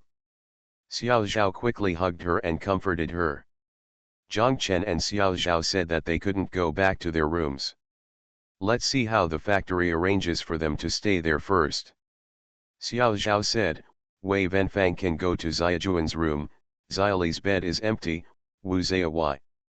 My master can sleep on my bed, and I'll find someone to squeeze in with, Lao Wan said. Don't make any random arrangements, tear the cowherd and the weaver girl apart alive, and you two will sleep in my room, Lu Ligan, Wei Wenfang and Wu Zia said. Then where do you sleep? Xiao Zhao asked. Don't worry, I have a place to sleep, Lu Ligan said. Zhang Chen knew where Lu Ligan would sleep.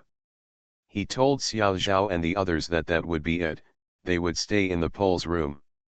Xiao Zhao said okay, and she told Wei Wenfang that if you go home with me, you can wear my clothes and change after you take a shower later. Wei Wenfang and Zhang Chen said, Mr. Zhang, can you lend us your car? I want to go out with Wu Zia. Zhang Chen said yes, where are you going? I want to go to those customers and tell them what happened tonight, Wei Wenfang said. It's so late, it's already midnight. Yes, no matter how late it is, you should go and tell them. There are a lot of goods. They were supposed to be shipped early tomorrow morning, but now they can't be shipped. Their customers are still waiting. If they don't receive the goods, they will call and scold these customers. Yeah, I thought they were lying. Do your customers have telephone numbers? Or go to the office and call them to tell them, Xiao Zhao said. That's right, just call, Zhang Chen also said. Wei Wenfang thought for a moment and said, I think it's better to go in person. It's too understated to just make a phone call when all the goods are gone.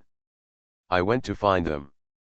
They got angry and wanted to curse, so we just let them know if they scold us and ask us to compensate them, I will agree to compensate them face to face. Zhang Chen sighed and said okay, do you want Lao Wan to accompany you? Wei Wenfang shook his head, Wu Zia and I can go. Drive my car, Lu Ligan handed Santana's key to Wu Zia. Wu Zia said thank you. Wei Wenfang and the others drove away. Zhang Chen and Lao Wan said, go to the distribution center and ask Zheng Huiyang to distribute the goods you sent there today again. Xiao Zhao sighed on the side and said that the two of them were really pitiful. The store had just opened for such a short period of time and they encountered such a thing. But it's also very impressive. In just such a short time, we have developed so many customers and hired so many people. They should be able to earn several thousand yuan in one day just from the price difference, Zhang Chen said. There are no cowards in our company, Lu Ligan said proudly, and then sighed, but why are they so damn unlucky? Where is Zhang Xiangbei? Zhang Chen asked Xiao Zhao. Kaidi's place, Xiao Zhao said. The three of them walked to the office and sat down. Zhang Chen asked Lu Ligan, what do you think we should do about this? How do I feel that even if I go to the Post and Telecommunications office tomorrow, there is little hope? You are asking a ghost to see a doctor. Even if these people are wrong, they will insist that they are right. There is no use in looking for them, Lu Ligan said. Then what should we do? We can't just forget about it. Our goods can be put aside and ignored. The gross of those more than 300 packages is estimated to be 200,000 to 300,000 yuan. If they really want to compensate, they will lose all their money. I don't know if it's enough. When Zhang Chen said this, Lu Ligan also felt serious. The three of them sat there and thought for a long time. Lu Ligan remembered it. He said that he could either ask Su Wenhui if he could make a report and touch the bad luck of the Post and Telecommunications Bureau. Give them some pressure from public opinion. People say this is an illegal operation. We don't know who is right. How can a 250-year-old reporter report it? Besides, is it possible for a newspaper in Hangzhou to dare to touch the Hangzhou Post and Telecommunications Bureau? If the Post and Telecommunications Bureau gets angry tomorrow, I can't deliver even a single piece of this newspaper, Zhang Chen scolded. Lu Ligan scratched his head and said with a smile, yes, how could I forget this? Whether it is a city newspaper or a provincial newspaper, it must be distributed through the Post and Telecommunications Bureau. Haven't you heard? They brought a TV station here today. Which newspaper editor-in-chief dares to offend his own publisher and start a fight with a TV station? All three people felt that this method would not work, but if this method did not work, what else could be done? Zhang Chen and Lu Ligan said, now, the most feasible way may be to take a two-step approach. You can't do hard things yet, but can only do soft things. First, see if you can find a relationship and get the goods inside first come out. This way, you can at least reduce the losses. As for whether we can continue to do it in the future and how to do it, we can only talk about it in the next step. Lu Ligan nodded, feeling that what Zhang Chen said made sense, but he thought about this. I'm afraid it's not enough to find a normal relationship. There was such a big battle today, and the TV station was called to explain that within the Post and Telecommunications Bureau, I definitely think this is something serious. This matter is of high-level concern within them, and it may be decided after collective research by the leadership team. Such a matter cannot be solved by knowing someone in the Post and Telecommunications office. He just wants to help, and I am afraid he is not strong enough. Not enough. The three of them were sitting there, helpless. Kaidi came in with Zhang Xiangbei in her arms and told them that it was time to go have supper because the cafeteria was about to close. It was already past 12 o'clock, and Zhang Xiangbei was still in high spirits in Kaidi's arms. Lu Ligan asked, he doesn't want to sleep. Kaidi smiled and said, why should I sleep? He is in the workshop in front of me. He is so happy. I want to carry him out, but he refuses. Lu Ligan laughed loudly, okay, his eyes light up green when he sees a beautiful woman. He is really like a father. Zhang Chen glared at Lu Ligan. Lu Ligan patted his left chest with his right hand and shouted, why are you so sentimental? I mean this is my father, not your other father. He stood up, reached out from Kaidi's arms, hugged Zhang Xiangbei, and said to him, let's go on, go see the beauty in the restaurant. Zhang Xiangbei stretched out his hand and slapped him on the face. Zhang Chen, Xiaozhao, and Kaidi laughed. Lu Ligan scolded, you little bastard, how dare you even beat my father? Zhang Xiangbei waved his little hand, gave him another pop, and then chuckled to himself. Lu Ligan carried Zhang Xiangbei out, and the three people in the office felt their stomachs hurt from laughing. They walked to the restaurant. There were not many people in the restaurant anymore. Most of the workers had finished eating and returned to the workshop. The four of them sat down. The late-night snack in the cafeteria today was shredded pork noodles. Kaidi had already eaten it. She asked Lu Ligan to give Zhang Xiangbei to her and feed him some noodles. Lu Ligan refused and insisted that he come. Hey, Zhang Xiangbei ate a few mouthfuls of noodles. When he saw Kaidi standing up to leave, he knew she was going back to the workshop, so he became anxious. Kaidi hugged him over and walked out of the restaurant. After they finished their supper and came out of the restaurant, they saw a car light shining in from outside the factory gate. Wei Venfang and the others were back. Wei Venfang and Wu Ziyawai got out of the car. Zhang Chen asked them if they had found them. Wei Venfang said that most of the customers have been found, but there are still 5 or 6 people who have not been found. I want to go to the market to look for them early tomorrow morning. How is it? Xiao Zhao asked. Fortunately, I told them the matter and they were very understanding. They just asked us to find a way to get the goods out as soon as possible. No one has asked us to compensate yet. Zhang Chen and the others breathed a sigh of relief. It seemed that what they had discussed in the office was right. The first step was to take out the goods. Damn it, if it gets mad, I'll pry open the rolling shutter door and take out all the goods before we talk, Wu Kai yelled, holding his neck. Are you crazy? Wei Venfang glared at him and cursed. Well done, Zhang Chen said, if you dare to break the seal, then you really have to go to the police station, and no one can help you get out. Mr. Zhang, can you do me a favor? Wei Venfang stood there, hesitated for a while, and then summoned up the courage to say. What's the business? Tell me. Can you take me to see Director Liu? On the way back, I thought about it and thought that even if we go to the Post and Telecommunications office tomorrow, they won't pay attention to us and may make the matter even more tense. Only by finding him, if he is willing to come forward, he can help us, Wei Venfang said. Zhang Chen sighed in his heart, how could he forget him? Really, Wei Venfang was right. If Director Liu is willing to help, it might work, but will he help? Who is this Director Liu? Lu Ligan asked. Zhang Chen told him that he was the deputy director of the Hangzhou City Government Office. When he was working on the M-Zone, he helped him and persuaded him to annex the Kuning garment factory. How is this person? Lu Ligan asked. I've dealt with him a few times and it seems pretty good, Zhang Chen said. This government office is the best in the world. If he is willing to help, he might be able to get these goods out, Lu Ligan said. Wei Venfang looked at Zhang Chen expectantly. Zhang Chen said okay, I will call him tomorrow morning and tell him the matter. Thank you Wandering Lao Zhao and Beiliang for your monthly pass. Thanks for all the votes and reading.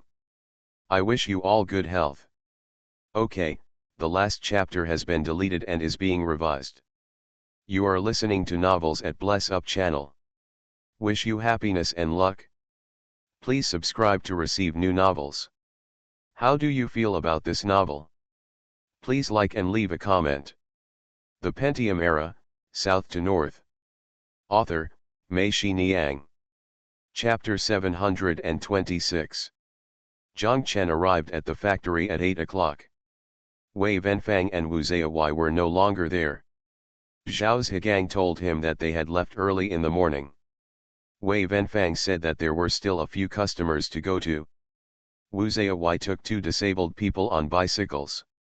Yes, I went to deliver the goods that Zheng Huiyang and the others matched later. Zhang Chen thought that after this blow, Wei Venfang and the others would give up.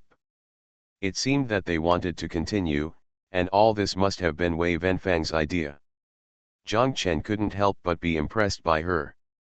With her unwillingness to admit defeat and her seriousness and responsibility towards her customers, Zhang Chen believed that she could do anything decently. Director Liu didn't go to work until 9 o'clock. Zhang Chen could only call his office at 9 o'clock. He decided not to go to Stadium Road in the morning and would stay here in Sanbeo until he finished calling Director Liu. Otherwise, he would wait until Wei Venfang when they come back. I will be away from them since I am no longer here. At 8:30, Lu Ligan came. He also wanted to know what progress would be made today, so after getting up, he sent Wen Wenqian to the sales office, and he rushed here himself. At 9 o'clock, Zhang Chen dialed the number of Director Liu's office. The phone rang twice and he was picked up and asked, "Who is it?" Zhang Chen was stunned for a moment. The voice on the phone was obviously not Director Liu. Zhang Chen quickly said, "Hello, is Director Liu here?" "Oh, you are looking for Director Liu, then you can call another number." The other party told Zhang Chen the number, and Zhang Chen dialed the number. After the phone rang twice, Director Liu's thunderous voice came over. "Hello, I'm Lu Chengcheng, who is this?" Zhang Chen said, "Hello, Director Liu, I am Zhang Chen." "Haha, it's Mr. Zhang, hello. I've passed by your dynamic zone several times and wanted to go in and have a look. Unfortunately, I don't have time." "Mr. Zhang, how are you doing now?" "Thank you, Director Liu, I'm fine now." "What do you want from me?" Director Liu asked. Zhang Chen told Director Liu about the matter. While Zhang Chen and Director Liu were talking on the phone, Wei Wenfang hurried in from outside the door. While Zhang Chen was on the phone, he stretched out his free left hand and waved it. Wei Wenfang, immediately understanding that he was calling Director Liu, she nodded and sat down next to Lu Ligan. Before Zhang Chen finished speaking, Director Liu interrupted him. Director Liu said, "Mr. Zhang, I listen like this. I still don't understand the whole story. I have been in the office all morning. Who are you and that person? Xiao Wei, you guys, can you come over and let's chat in person?" Zhang Chen was overjoyed and quickly said, "Okay, we will come right away, Director Liu. By the way, Mr. Zhang, I've changed my office now. It's still the same building, in the corridor opposite, to the end, room 130. Zhang Chen said, "Yes, I will remember it, goodbye Director Liu." Zhang Chen put down the phone and Wei Wenfang asked anxiously, "How are you doing, Mr. Zhang?" "Director Liu asked us to go there now." "Great," Wei Wenfang shouted. She immediately looked at herself and said to Zhang Chen, "I'll change my clothes and I'll be here right away." Lu Ligan said, "I will go with you." Zhang Chen stood up and said to Wei Wenfang, "We will wait for you in the car." Wei Wenfang came after 4 or 5 minutes. She was wearing Xiao Zhao's clothes, which fit her very well. Not only had she changed her clothes, but Zhang Chen could see that she had also washed her face and put on a little makeup. They arrived at the building in the city government compound and walked into the lobby on the first floor. This time they did not turn right, but turned left. At the end, they reached the 130 office. Office 130 is different from Director Liu's original office. It is a suite. There is a hall outside with a table and someone is working. When the young man working saw someone coming in, he stood up and asked, "Is that Mr. Zhang?" Zhang Chen quickly said, "I am." The young man nodded and said, "Hello, Director Liu is busy now. Please wait for him for a moment." As he spoke, he led Zhang Chen and the others towards 2 closed doors, pushed open one of them, and made an invitation gesture. Zhang Chen, Lu Ligan, and Wei Wenfang went in. Although the door next door was closed, Zhang Chen still heard Director Liu's voice coming out of the crack in the door. The office they entered was a special reception room with 3 couches arranged around it. When Zhang Chen entered, he noticed that there was a wooden chair placed near the door and a cabinet next to it. There are thermos bottles and teacups on the cabinet. The young man asked them to sit on a couch, made them tea, and then said to them, "Please wait a moment." He closed the door behind him as he exited. Lu Ligan lowered his voice and told Zhang Chen that Director Liu has been promoted. It seems that he is not the deputy director now, but the director. Zhang Chen also felt that this should be the case. Wei Wenfang's face was obviously more excited than when he came here. It was easy to understand that the bigger Director Liu was now, the more advantageous it would be to solve her problem. They waited for more than 10 minutes. The door opened and Director Liu walked in. Zhang Chen and the others quickly stood up. Sit down, I'm sorry to keep you waiting," Director Liu said, reaching for the wooden chair by the door, carrying it over and placing it opposite Zhang Chen and the others, and sat down. The young man came in with Director Liu's teapot, placed it on the coffee table in front of him, and then left. Zhang Chen and Director Liu said, "I didn't know that Director Liu was promoted, so I didn't even congratulate Director Liu." Director Lu was indeed promoted. He waved his hand and said, "Whatever is promoted or not is still revolutionary work." He looked at Lu Ligan and asked Zhang Chen, "I haven't met this person before. Who is he?" Zhang Chen quickly introduced Lu Ligan to Director Lu, and told Director Lu that the three of us were all together when we were in Haikan. Lu Ligan quickly took out his business card and handed it to Director Lu. Director Lu took it, looked at it, and read. Zhejiang Jingxiudadi Real Estate Co., Limited. Oh, was that the front page advertisement of Hangcheng Daily made by you? Lu Ligan said yes, which made the director laugh. Director Lu looked at him again and nodded, "Yes, he is young and promising, just as I imagined." Lu Ligan and Zhang Chen were both surprised. What was the same as what he imagined? Director Lu laughed and said, "When I saw this advertisement, I was thinking about what kind of person the boss of this company is, who dares to do such a thing. It's just an advertisement, but I didn't expect it to attract Director Liu's attention," Lu Ligan said. "An advertisement? That's not an advertisement, it's a bomb. It doesn't matter if I tell you now. You probably don't know that that day, this advertisement blew up this place. Not only our place, but also the municipal party committee building behind us. How can an advertisement have such a big impact?" Zhang Chen was also curious. "Of course, what kind of newspaper is Hangcheng Daily?" "It is the party newspaper in Hangzhou. The front page of Hangcheng Daily comes so suddenly. It's okay. Maybe even the president and editor-in-chief of the newspaper don't know." At that time, there were many people in the compound saying anything. Some said that the leaders of the newspaper should be held accountable, while others said that the newspaper of that day should be recovered and destroyed immediately. In the end, the secretary made the final decision. He said that our top priority right now is economic construction. This advertisement in the Hangzhou Daily serves economic construction. The signal it sends to the masses is stronger than any of our leadership speeches. It will be more effective, which looks good to me. Without this important instruction from the secretary, how could the full page be published the next day? Director Lu said. Lu Ligan also felt scared. It turned out that there was another reason behind this. He thought it was Saturday and there was no press release from Xinhua News Agency. In fact, the background behind it was much more complicated. Lu Ligan said. The secretary is really far-sighted. No, it also slaps the butts of many of our comrades who are still afraid of this and that, and who are timid. Director Lu shouted toward the door, "Xiao Yan." The door opened, and the young man walked in and asked, "Director, did you call me? Bring me my business card." Xiao Yan came over with a box of business cards. Director Lu took out one and handed it to Lu Ligan. He looked at Zhang Chen and Wei Wenfang and said, "Your phone number is wrong, right?" Zhang Chen said, "Yes, I went to Director Liu's original office in the morning." Director Lu also gave Zhang Chen and Wei Wenfang a business card each. Zhang Chen took it with both hands and looked at it.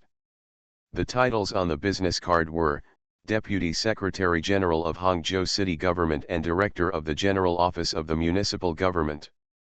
Director Lu put Lu Ligan's business card into the business card box, handed the business card box to Xiao Yan, and Xiao Yan went out. Director Lu smiled and said, "Oh, when I see Xiao Lu and Mr. Lu, I talk a lot. Contact with young people like you from the special administrative region will give me a lot of inspiration and emotion." He looked at Wei Wenfang and said, "By the way, Xiao Wei, Mr. Zhang called me earlier and said that you also started a business yourself?" Wei Wenfang nodded. Tell me what you are doing now," Director Lu said. Wei Wenfang told Director Lu what they were doing now. Director Lu was very interested and kept asking Wei Wenfang to be more detailed and specific.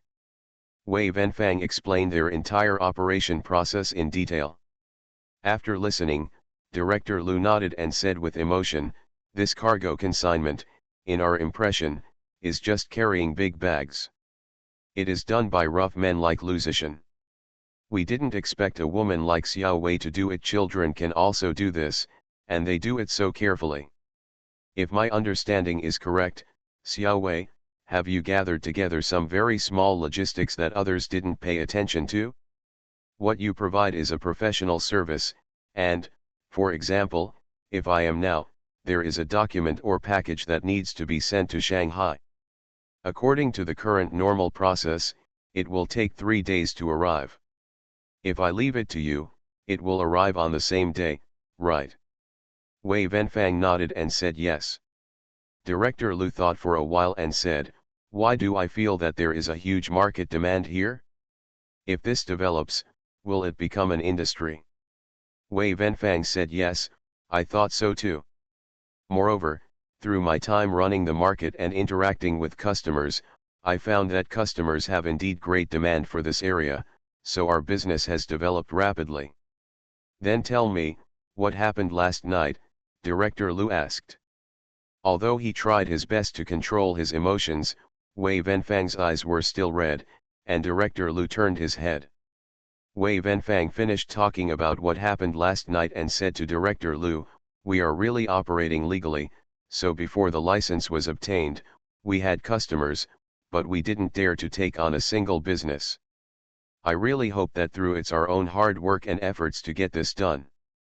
Zhang Chen told the truth that every night they were busy picking up and sorting out the goods until 1 or 2 o'clock. They got up at around 5 o'clock in the morning to catch the early bus. Director Lu, I hope you can help us, Wei Wenfang said. Director Lu thought for a while and said, I can't give you an answer right away. I also need to know some of the situations here, especially in terms of national policies. Moreover, in the post and telecommunications area, they are a vertically managed department. Our local the government can communicate with them, but it can't directly give them orders. By the way, is this matter urgent? Urgent, the goods of dozens of my customers are sealed there. This clothing is no better than the others. In a few days, the new model will become an old model, and the best-selling model will become a slow-selling model. It will be sealed for a few days, and then it may be sent out. These clothes have no value to customers. Wei Wenfang said. Zhang Chen nodded beside him, proving that this is what the clothing industry is all about. The door down below is sealed. Xiao Wei and the others can't even go home.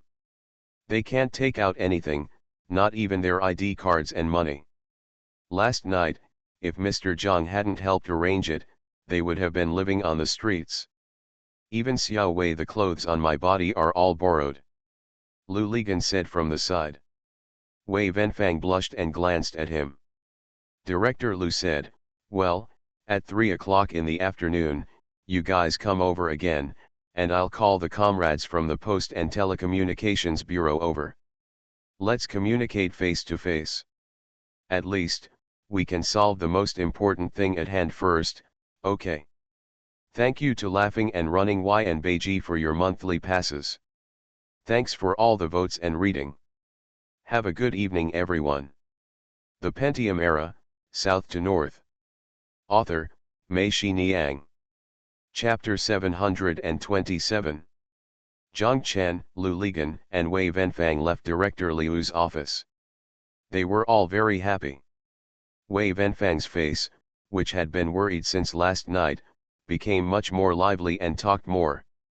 Although the matter was not solved immediately, Director Lu has promised to help her and asked them to come back at 3 in the afternoon. Lu Ligan said, although Director Lu said that the Post and Telecommunications Bureau is a vertically managed department and is not under the control of their municipal government, you can rest assured, Wei Wenfang, Director Lu can still play a role. He is the current manager. Doesn't everyone say that the county government it's better to be in charge now than to be an official? Wei Wenfang punched Lu Ligan and cursed, you just like to talk nonsense. Director Lu can even say that kind of thing. Both Zhang Chen and Lu Ligan understood that Wei Wenfang meant that Lu Ligan said that her clothes were borrowed. Lu Ligan smiled and said, don't you understand this? Your tears and my words are the most effective. Zhang Chen felt the same way. After sitting in the car, Wei Wenfang took out Director Liu's business card and looked at it. She asked, "What's going on with the director of the general office and the deputy secretary general?" Zhang Chen didn't understand either. Looking at Lu Ligan said, "That means that Director Lu is the biggest official in the general office, and all the municipal government offices are under his control. If he is the eldest, why is he also the deputy secretary general?" Wei Wenfang asked. "This secretary general is in charge of the entire city government. His office may or may not be here in the city government office, but he does not specifically oversee the city government office. He mainly assists the mayor in his work. He is the so-called city government office. The same is true for the chief secretary, the general office of the municipal party committee, and the provincial and central government. The secretary general is the main assistant to the chief, the real chief secretary." Zhang Chen and Wei Wenfang understood. Lu Ligan drove his car, not to Stadium Road or back to Sanbao, but to Hangcheng Xinhua bookstore on Jifang Road. Zhang Chen asked curiously, "What are you doing here? You have to communicate face-to-face in the afternoon, and you don't even need to prepare?" "People from the Postal and Telecommunications Bureau, if I use 3 words of postal law to fool you, you don't even know what the postal law is," Lu Ligan asked. Zhang Chen and Wei Wenfang both felt it made sense. They went to the bookstore and found a copy of the Postal Law of the People's Republic of China passed by the National People's Congress on December 2, 1986, and the State Council's Policy No. 65 on November 12, 1990. The detailed implementation rules of the Postal Law of the People's Republic of China promulgated and implemented by order of the State Council, a combined version of the 2 regulations. Zhang Chen was going to buy one, but Lu Ligan said to buy 3 and take them back to study and understand them separately.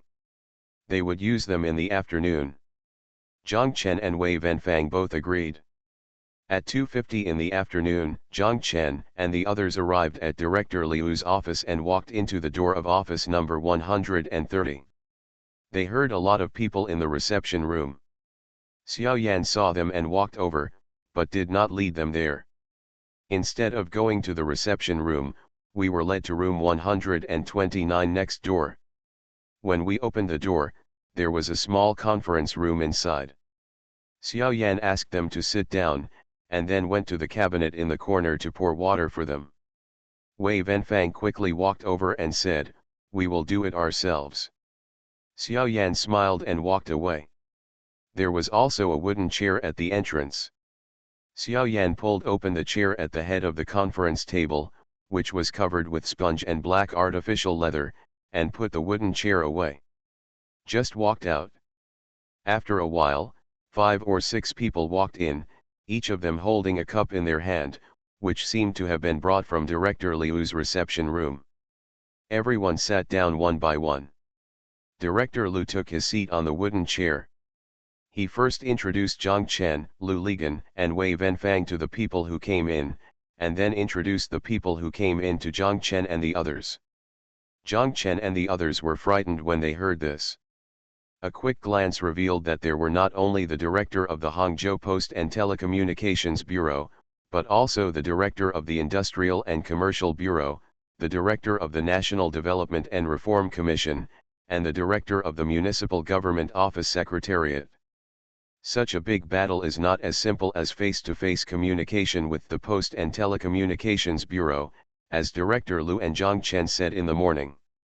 Director Liu made an opening statement first. He said, "I have told everyone the general situation before. After Mr. Zhang and others left in the morning, I thought about it carefully and felt that this was not a single incident, nor was it Xiao Wei's.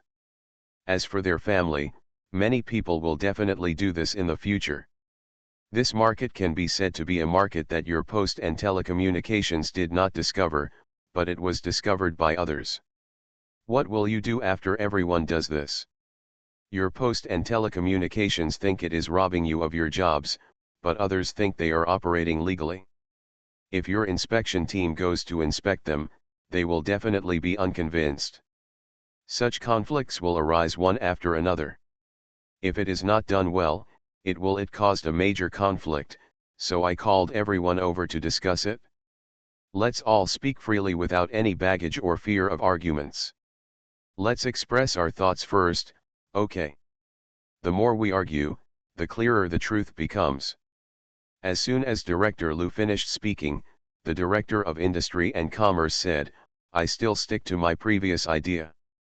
I think this matter, Director Wang, you Post and Telecommunications are just meddling in other people's business. Director Wang of the Post and Telecommunications Bureau said that the license was issued by your Industry and Commerce Department. Of course you would say such a thing. The Director of Industry and Commerce said that the license issued by our Industry and Commerce Bureau is correct. Cargo transportation is not prohibited by the country. Perhaps the scope of permitted business has been liberalized a long time ago. It did not say that engaging in cargo transportation still requires the approval of your Post and Telecommunications Bureau. Approval. That's a problem of identification. You think it's cargo transportation, but we think it's mail sending and receiving. Mail sending and receiving is what our Post and Telecommunications specialize in. The country has never let it go, Director Wang said. Wei Wenfang raised his hand. Director Lu saw it and said, Xiao Wei, tell me. Wei Wenfang said, from the time we first had this idea to when we applied for a license, we always felt that there was no difference between what we were doing and what the shipping departments in the market were doing. These shipping departments were doing it all over the country and had been doing it for many years. Why is it that they have nothing to do but we have something to do? What kind of illegal operation is this? I just can't figure this out. The Director of Industry and Commerce smiled and said, don't say you can't figure it out, even I can't figure it out. Little girl, I also think that what you are doing is cargo transportation, which is the same business as the shipping department. The Postmaster General said, how can it be the same? Their big packages are of course cargo transportation. What you are doing is parcels, and parcels are our postal business. Director Lu asked the Director of Industry and Commerce, does the state regulate the volume and weight of goods when it comes to consigning goods? The Director of Industry and Commerce shook his head and said no, he did not see such a request. Leaders, can I speak? Lu Ligan said. Xiao Lu, tell me, Director Lu said, I said you can speak freely. Lu Ligan said, I just heard Director Wang from the Post and Telecommunications Bureau say that parcels are a postal service. Director Ying from the Industrial and Commercial Bureau said that the country does not have size and weight requirements for consigned goods. This may seem like a contradiction, but in fact it is not contradictory at all. The country actually has regulations on consigned goods. For example, flammable, explosive, toxic, and those that have not been inspected and quarantined in accordance with regulations are not allowed to be transported. That is to say, except for items prohibited by the state, business is allowed. Is my understanding correct? The Director of the National Development and Reform Commission said, yes, it should be understood this way. Projects that are prohibited by the state are prohibited from operating. If there is no prohibition, they will be leniently identified. Email is not included, Director Wang said. Yes, Director Wang is right, but I think the country has a very clear understanding of what mail is, Lu Ligan said. Item 1, Chapter 8, Article 41, of the Postal Law, there is a very clear definition of the mail referred to in this law, which states that mail refers to letters, printed matter, parcels, remittance notices, newspapers and periodicals, etc. sent through postal enterprises. Yes, it doesn't mention postal parcels. This is what we commonly call parcels. Doesn't the postal law stipulate that mail is our Post and Telecommunications exclusive business? Director Wang said. Lu Ligan is right, mail is a specialty of Post and Telecommunications, but this parcel refers to the parcels sent through your Post and Telecommunications, not all parcels in a broad sense, and there is no exclusivity. Otherwise, luggage check-in at train stations, luggage at bus stations and airports, you can check the consignment. What is the difference between the packages they consign and ours? No, that's not what you understand, Director Wang said. Lao Wang, I think Xiao Liu's understanding is correct, said the director of the National Development and Reform Commission. Let me add something about this, Zhang Chen said. Okay, tell me, Mr. Zhang, Director Lu said. Zhang Chen said, what Mr. Lu just said is actually reflected more clearly in the implementation rules of the postal law. In the implementation rules, there is an exclusive clause, which is Chapter 1, Article 4, and it reads like this of: no unit or individual may engage in the delivery business of letters, postcards or other items of a letter nature without being entrusted by a postal enterprise, except as otherwise provided by the State Council. Letters refer to sealed information delivered in an envelope. Carrier. Other items with the nature of letters refer to the carrier of information transmitted in the form of symbols, images, sounds, etc. In other words, the postal and telecommunications franchise that Director Wang mentioned is what the state refers to.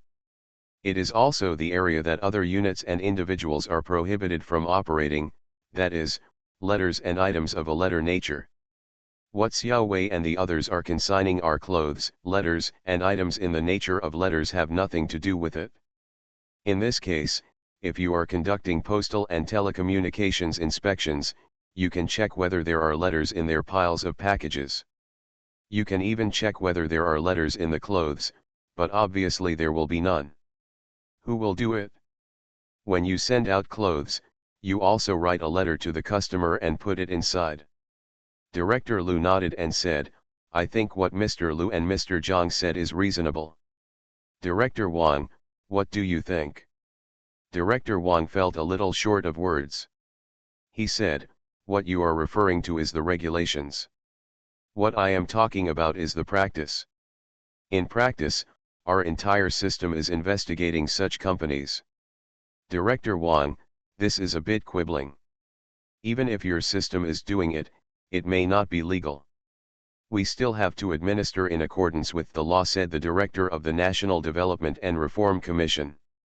Actually, to put it more seriously, Director Wang, I think your inspection team has violated the law, the Director of Industry and Commerce said. According to our enterprise law, any unit or individual is not allowed to interfere with the legitimate operations of an enterprise for various reasons. Lao Ying, what do you mean? According to you, your Industrial and Commercial Bureau is going to punish us, Director Wang was angry. Director Lu quickly stopped him. He said that they had different understandings. But Lao Wang, let me just say a few words. Putting aside other things, you are just enforcing the law, and you must also enforce the law with humanity. A large group of people went and opened the door of someone's house without saying a word. It was pulled down without leaving any room, and people were still living in it. As a result, they. Director Lu said and looked at Wei Venfang. Wei Venfang thought he was going to borrow clothes and blushed. In the end, Director Lu didn't say to borrow clothes to make peace with things, but said that as a result, he almost ended up living on the street. Thank you Lao Chentang and M for the reward. Thank you M for your monthly ticket. Thank you for all the votes and reading. Have a good evening everyone. The Pentium Era, South to North. Author, Mei Shi Niang. Chapter 728. There was a brief silence in the conference room. Director Lu rested his chin on his hands and thought for a while. He then said to Director Wang of the Post and Telecommunications Bureau. Old Wang, I think this is the case. I'm not saying that you are wrong, but I can't say that other companies are wrong. Look, none of us here have a consistent understanding of this issue. I think, the root cause is that our overall economic situation is changing too fast, but national laws and regulations are relatively lagging behind, and there is no clear definition of this area.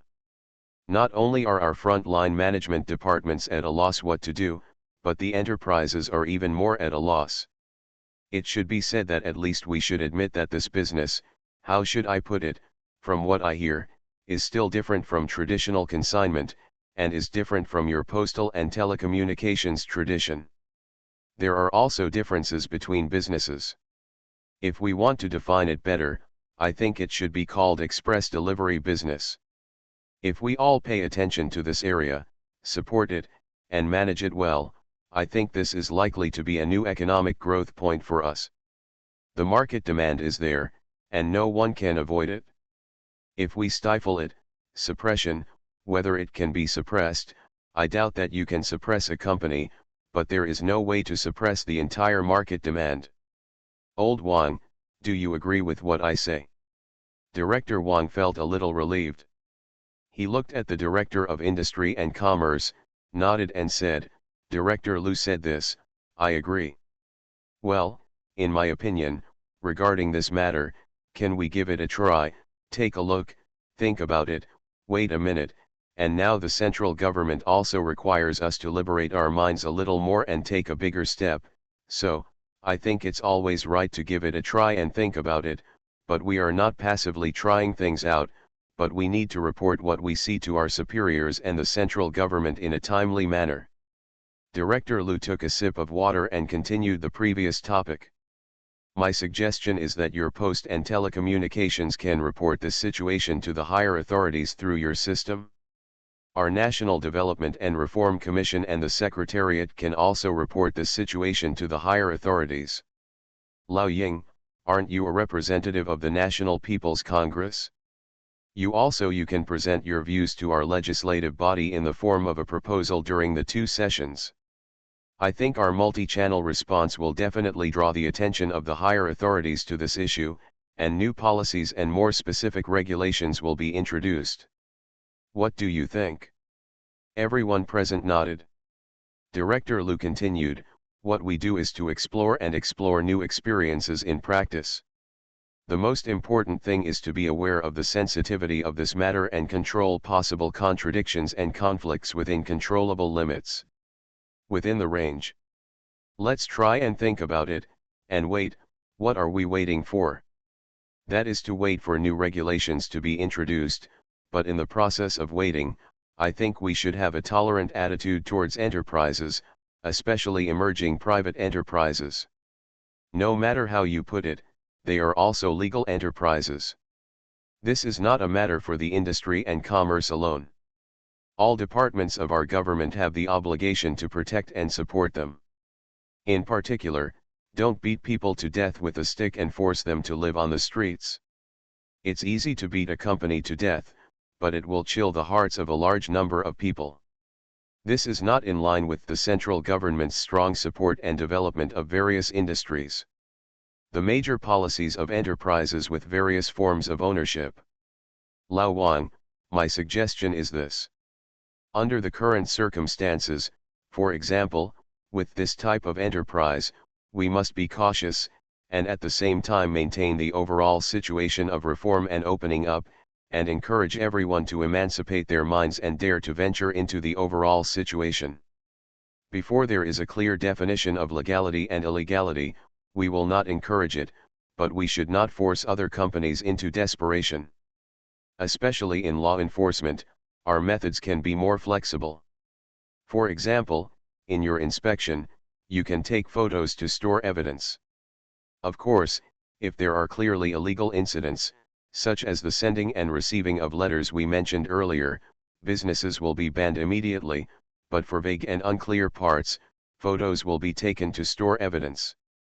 Finally, if it is proven that they have indeed violated the law, you, postal and telecommunications, can still hold them responsible for breaking the law.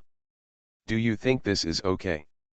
The director of the National Development and Reform Commission said, I think Director Liu's suggestion is very good. Director Wang, sometimes, excessive enforcement will make us very passive in the end. And in this matter, what they sent was just a package, wasn't it? As for any contraband, there is no urgency or necessity to seize it, and it is entirely possible to pursue accountability afterwards. When Director Liu was speaking at length, Director Wang was also struggling in his heart. He had to admit that Director Liu's words made sense. After Director Liu finished speaking, he looked at Director Wang. Director Wang was silent for a while and said, "Okay, I agree with Director Liu's opinion. We will unblock the situation first and then report the situation. The final decision will be awaited by instructions from above." "That's right, Lao Wang," Director Ying said. "If in the end the higher UPS deem this to be illegal, I promise here that our Industrial and Commercial Bureau will cooperate with your Post and Telecommunications to ban all this type of companies." This seemingly informal meeting ended. Except for those who attended the meeting, almost no outsiders noticed it. However, this is actually a meeting of critical significance to the entire Chinese express delivery industry.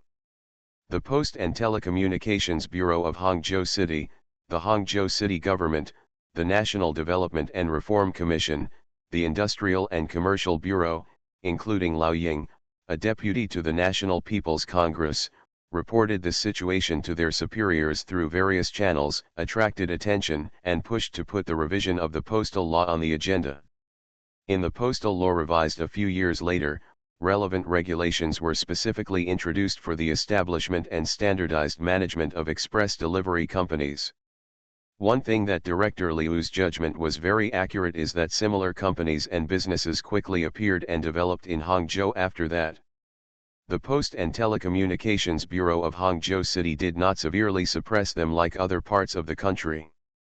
It is a tolerant attitude that has made Hangzhou the birthplace of China's express delivery business. Among them, many of the first people to engage in this industry came from Tonglu, a small county below Hangzhou, which is also the hometown of Wu Ziyawai. It can be said that they led a large number of people to invest in this industry. To this day, except for SF Express, all the bosses of the country's major express delivery companies are from Tonglu, making Tonglu a veritable hometown of express delivery in China. These are all things for later. Many times, people who are involved in historical events do not know that they are changing history. For example, the Wuhan New Army soldiers on the eve of the revolution of 1911 did not know that they had an accident while testing bombs. Mistakes will bring about earth-shaking changes in this ancient country. For example, on this day, Director Liu, Director Wang of Hangzhou Post and Telecommunications Bureau, Director of Hangzhou Development and Reform Commission and Director of Hangzhou Industrial and Commercial Bureau Lao Ying, including Zhang Chen, Lu Ligan, and Wei Wenfang. In the evening of the same day, people from the inspection team of the Hangzhou Post and Telecommunications Bureau arrived at Wei Wenfang's store, removed the seal, opened the rolling shutter, inspected, counted, and photographed all the packages inside, paying special attention to whether there were any letters, postcards, etc. discovered. The inspectors asked Wei Wenfang to sign the inventory list, and then returned the keys to the rolling shutter door to them. Wei Wenfang asked the leader of the inspection team, "Can we continue to operate tomorrow?" The captain looked at her, smiled, said nothing, and left with the rest of the group. Wei Wenfang, Lu Ligan, and Zhang Chen looked at each other and sighed. At least, these goods can be sent away, and the immediate urgent need has been solved. Wu Ziyawai's sister also came back. Wei Wenfang asked her to call all her customers. Wei Wenfang told her that she would first apologize for delaying their goods, and then tell them that we have lifted the lockdown here and the delayed goods will be available tomorrow. Send away, understand? Wu Ziyawai's sister nodded. Lu Ligan, Wu Ziyawai, and Wei Wenfang said that the danger here has not been completely eliminated. It has not yet been finalized whether this matter can be done. People from the postal and telecommunications companies may come at any time. You still have to think of another way. Let's go and eat first and chat while we eat, Zhang Chen said. The four people got into Lu Ligan's car. Wei Wenfang said that he would treat Zhang Chen and Lu Ligan to dinner and thank them for their help today. Otherwise, they would really be doomed. What are you asking for? Xiao Zhao and He Hungmei are already waiting for us at the Northwest restaurant. Let's go quickly. They are also anxious to know the result, Zhang Chen said. There is one person, Wei Wenfang, that you must thank, that is Director Liu. If he had not come forward today, your door would not have been unsealed, Lu Ligan said. Yes, I think so too, Mr. Zhang, can you give me a call? I want to treat him to dinner, Wei Venfang said. I won't make this call, Zhang Chen said with a smile. If you want to call me, make it yourself. Wei Venfang thought for a moment and said, okay, then I'll call him tomorrow and I must thank him. They arrived at the Northwest restaurant. Xiao Zhao, He Hongmei and Zhang Xiangbei were already here. Xiao Zhao asked them, how was it? Zhang Chen said that the store has been unsealed and things can be taken out, but what will happen next and whether the Post and Telecommunications Bureau will come to check is still unknown. Xiao Zhao breathed a sigh of relief. She told Wei Venfang that they could just take out the goods, so at least there would be no loss. Wei Venfang nodded. Then what are you going to do next? He Hongmei asked. Wei Venfang said, I still want to continue doing this. I have decided that this is something that can be done successfully.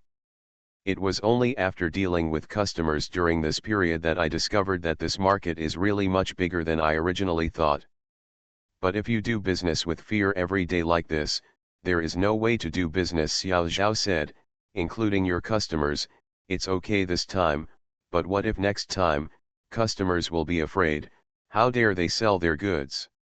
Leave it to you again. This is also what I'm most worried about, Wei Venfang said worriedly. Cunning rabbit Sanku, you have to change places. Lu Lizan held a lamb kidney with an iron stick stuck in it and said while eating, you can't just stay there obediently and wait for them to come. Xiao Zhao is right. If you do it again, it will be really troublesome. I know the truth, but wherever we can move, it can't be too far away from Sijiking, otherwise it will be too inconvenient, Wei Venfang said. Have you noticed that today, the Industrial and Commercial Bureau, the National Development and Reform Commission, including Director Liu, actually support you? Only the Post and Telecommunications Bureau is opposed. Why is the Post and Telecommunications opposed? To put it bluntly, it is because of interests. It is because they are worried that you will take away their jobs. But I think if the market has this demand, the Post and Telecommunications Corporation cannot stop it even if it wants to. As Zhang Chen said, Lu Ligan looked at him and laughed. Zhang Chen asked curiously, why are you laughing? After finishing a lamb kidney, Lu Li pointed the iron pick in his hand and shouted, what you said is very good. Wei Venfang, have you noticed that Zhang Chen is talking very much like Director Liu? Wei Venfang laughed. She said yes, and I noticed it too. Zhang Chen also laughed and said, what I mean is, Wei Venfang, your good days will definitely come, but at this time, you must learn to protect yourself, don't fall before dawn, and become martyrs and pioneers. That's right, have you thought of a good idea? Lu Ligan asked. He knew Zhang Chen's discourse system very well and knew that when he said this, he must have had an idea in his mind. Zhang Chen nodded and said, what you said before is correct, Wei Venfang, you just want to be cunning. Why have we turned into rabbits again? Wu Ziyawai asked puzzledly. Zhang Chen smiled and said, isn't the rabbit okay? Rabbits are the most alert. Now you have to turn into rabbits to protect yourself. You are listening to novels at Bless Up channel. Wish you happiness and luck. Please subscribe to receive new novels. How do you feel about this novel? Please like and leave a comment. The Pentium Era, South to North. Author, Mei Xiniang. Chapter 729. Quickly, stop being so pretentious and tell me what you think, Lu Ligan shouted. Do you want this pair of miserable Mandarin ducks to beg you? Wei Venfang, Wu Kai, please Zhang Chen, let him give you a good idea. You, Zhang Chen cursed. He turned around and said to Wei Venfang.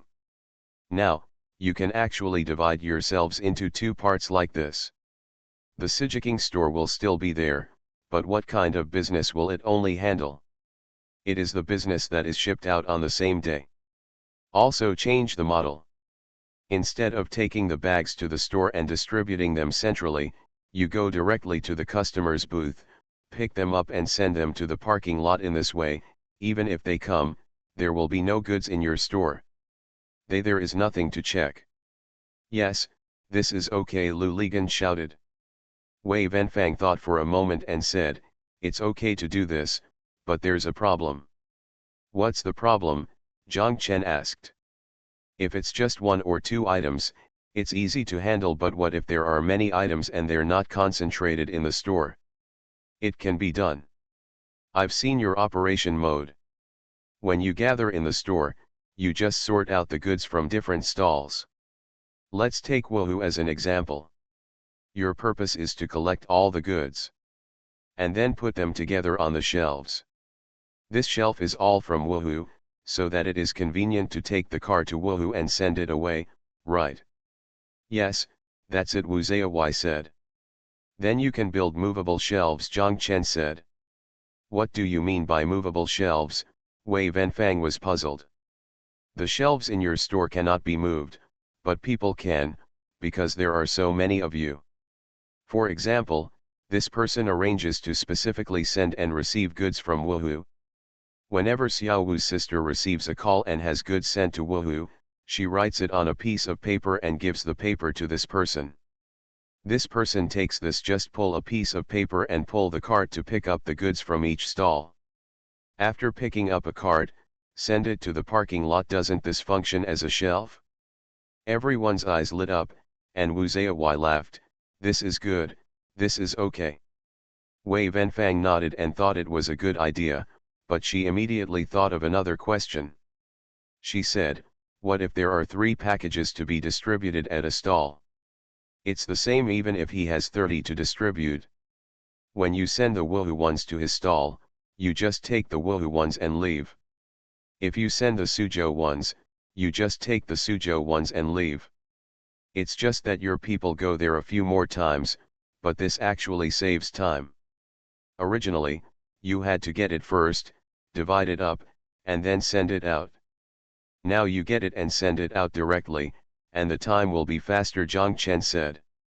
I understand, that's really good, Lu Ligan said. The departure time of the bus is also different.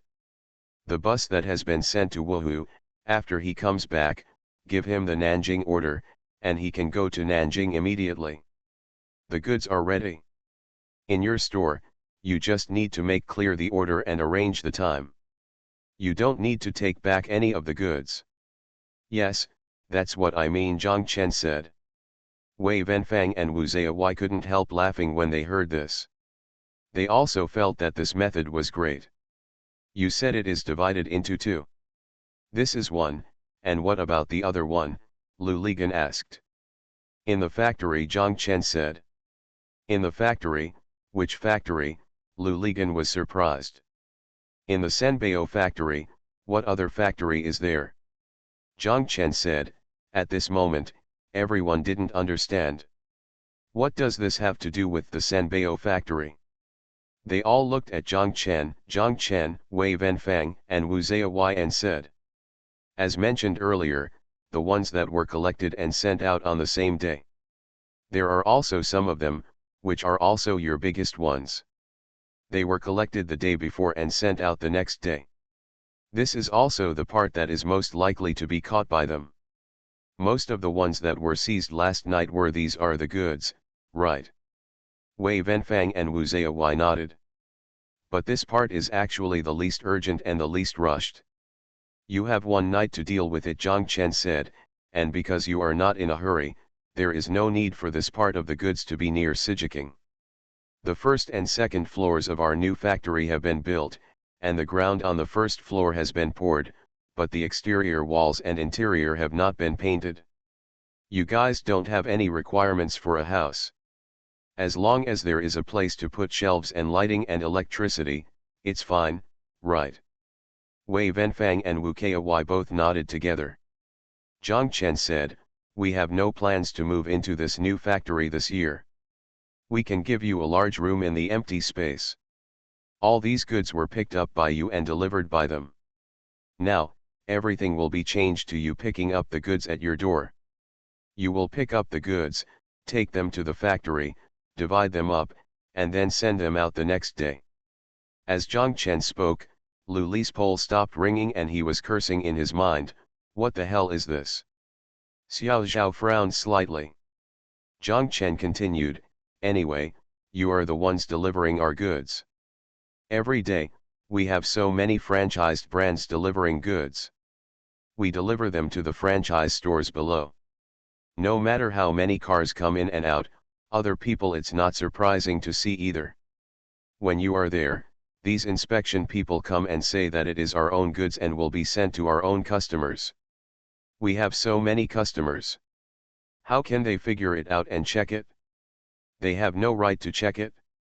Besides, we have a communication room at the gate, so we can completely prevent them from coming in." Wei Wenfang's brows widened as he listened. Wu Zhaowei smiled and said, "Now, aren't all the problems solved?" "Thank you, Mr. Zhang." Zhang Chen waved his hand. "Mr. Zhang, let us rent this house from you." "How much would you say the rent is?" Wei Wenfang said. "You can rent whatever you want. If the house is empty, it will be empty. It can be used by you for a while and solves your difficulties." "It's just right," Zhang Chen said. What else did Wei Wenfang want to say? Lu Ligan said. "Wei Wenfang, stop talking, Zhang Chen won't care about the rent. Also, although we are all friends, I think this ugly thing should be said first. If your matter is finally classified as an illegal business and unfortunately you are caught, please don't involve Zhang Chen." "What is the matter?" "That's fine, he gave this house to you for free out of friendship, so don't make any nonsense about renting it, you know."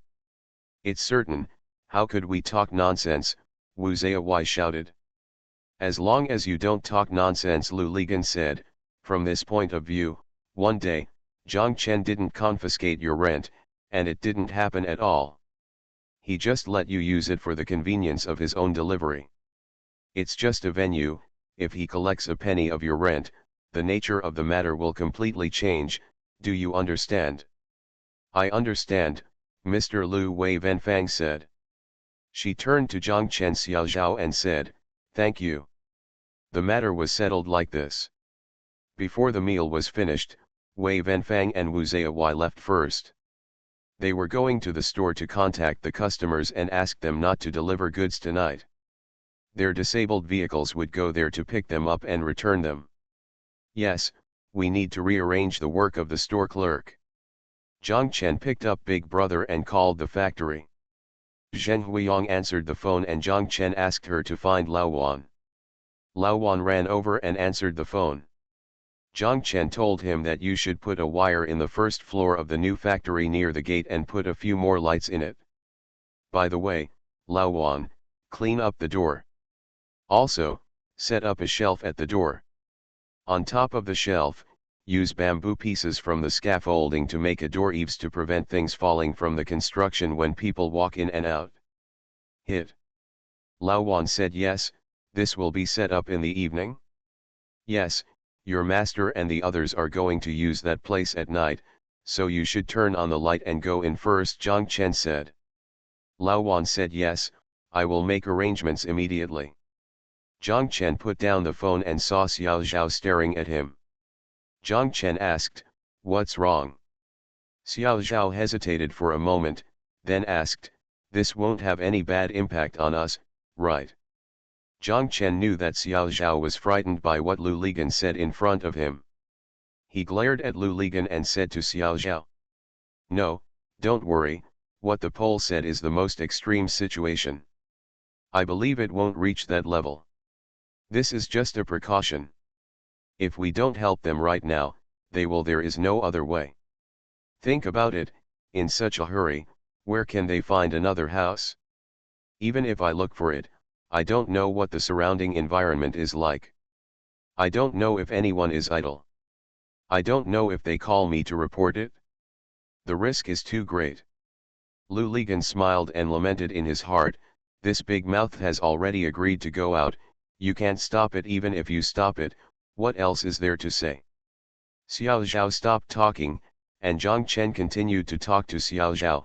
It was really not easy for them to start a business when they first started.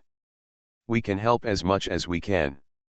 When we first started, we still relied on Brother Hagen and Sister Gihua and Sister Tianlin help. Without their help, we wouldn't be able to survive today. Xiao Zhao nodded and said yeah. Lu Ligan shouted, "Oh, why did I forget? Give it to me quickly. My son will eat sheep kidneys to strengthen his virility when he is young. When he grows up, he will be extremely powerful." Lu Ligan shouted, going to hug Zhang Xiangbei in He Hungmei's hand. Crazy, He Hungmei cursed, stood up, hugged Zhang Xiangbei and left. "Let's go and play. We are good children." "Stay away from that gangster," He Hungmei and Zhang Xiangbei said. Lu Ligan banged the iron pick on the table and cursed, Hey, don't sow discord between our father and son." He Hungmei carried Zhang Xiangbei and walked 5 or 6 meters away, turned around and cursed in Sichuan dialect, "You talk about a hammer, you dead kid." "What did you say?" Lu Ligan asked. You're kidding, you're rinsing jars, you're pouring buckets, you're stinking shrimps," He Hungmei cursed over and over again, and Lu Ligan was completely stunned by the scolding. When he came back to his senses, he also cursed in Yongcheng dialect, "You rotten ghost, you debt collector, you chimney ghost, you unlucky ghost, you." Xiao Zhao and Zhang Chen laughed, and they started again. That night, Wei Venfang, Wu Ziyawai and the others arrived at Sanbeo and set up their posture. Their business could continue again. The next morning, when it was about 9 o'clock, Wei Venfang looked at her watch and felt that it was almost time. She asked Wu Ziyawai's sister to go out to buy breakfast. She said she was hungry. She sat down and took out Director Liu's business card from her bag. After dialing the number, Director Liu's voice came over, "Hello, I'm Lu Chengcheng, who am I?" "It's me, Director Liu, I'm Xiao Wei," Wei Venfang said. "Oh, hello, Xiao Wei, how are you? Is the matter resolved?" "Solved, thank you, Director Liu, we are helpless in Hangzhou. If it weren't for you, I don't know what we would have done." No, you're welcome. Solve problems when you find them. This is also my job." "Xiao Wei, is there anything else?" "Director Liu, I think I would like to treat you to dinner." Director Liu was stunned for a moment and then laughed, "You invited me to dinner? Just to thank me?" "Haha, no need, Xiao Wei, when your career is successful and you have the opportunity, you can treat me to a cup of tea." "Okay, Director Liu, I will definitely remember your teachings and I will work hard." "Okay, then I wish you success." "Goodbye, Xiao Wei." "Goodbye, Director Liu." Putting down the phone, Wei Venfang let out a long breath. She remembered that this was the biggest official call she had ever seen in her life, but it didn't seem that difficult. Wei Venfang couldn't help but laugh. "Thank you Cheng Shanming, Bronze, 1890-798-3117 for your monthly ticket. Thank you for all the votes and reading. I wish you a nice weekend." The Pentium Era, South to North. Author, Mei Shi Niang. Chapter 730. When the shops in Splendid Home were sold out, Wenwen and Qian had nothing to do. They enjoyed the benefits and pestered Lu Ligan every day, making sure to get him something to sell. "Or sell me," Lu Ligan said. "Go away, who else wants you besides us?" Wenwen scolded. Lu Ligan looked at her and felt that he had named the two of them wrong. Wenwen should be called Qian. Even her catchphrase was the same as Qian from Heiken.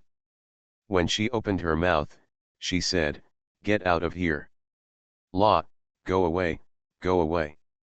By the way, you are in the sales department, has anyone come to ask about the house?" Lu Ligan asked. The two people nodded and said yes, every day. "Really?" Lu Ligan asked.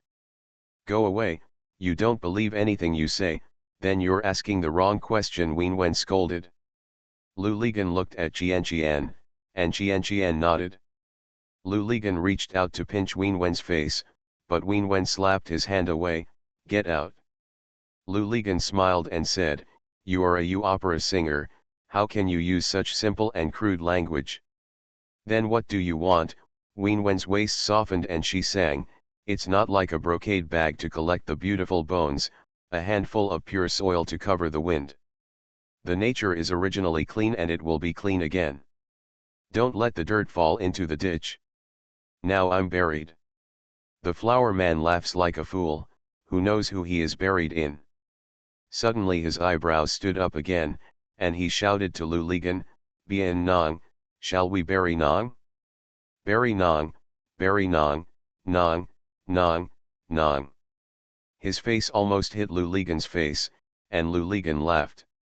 Lu Ligan sat and thought for a while. Of the remaining 7 houses, 1 had already been sold to Chen Jing'ai, and there were 6 more. He decided to take 1 out and try it out. There was no need to advertise, no advertising, and the starting price was completely you can see the sales going up or down. He told Wenwen Qian that he was going to sell a house, and the price was set at 1,21 square meters. However, this time it was not an off-the-plan property, but like a shop, full payment was required. The 2 of them were so happy. The full payment was more satisfying for them. If they paid the full amount, they could get the commission immediately after the sale. The 2 of them hugged Lu Ligan, and 1 of them kissed him. Lu Ligan looked at Wen. Wen asked, why, you won't bury me? If you don't bury it, dig it out. Dig it out, Wenwen said with a smile. At this price, I didn't expect that 5 sets were sold on the first day, and all were sold out on the second day. As soon as his house went on sale, the sales of off-the-plan properties at Kuning Garment Factory on Tianjin Road increased again because the floor prices of the off-the-plan properties had come out. The current house price of Jingxiu Home is 1,200 yuan. The original house price is 980 yuan. A house is 65 square meters. The difference of 14,300 yuan in the middle is the floor price of an off-the-plan building. Because next the housing prices will only be higher, not lower. Of course, the rising tide will lift all boats.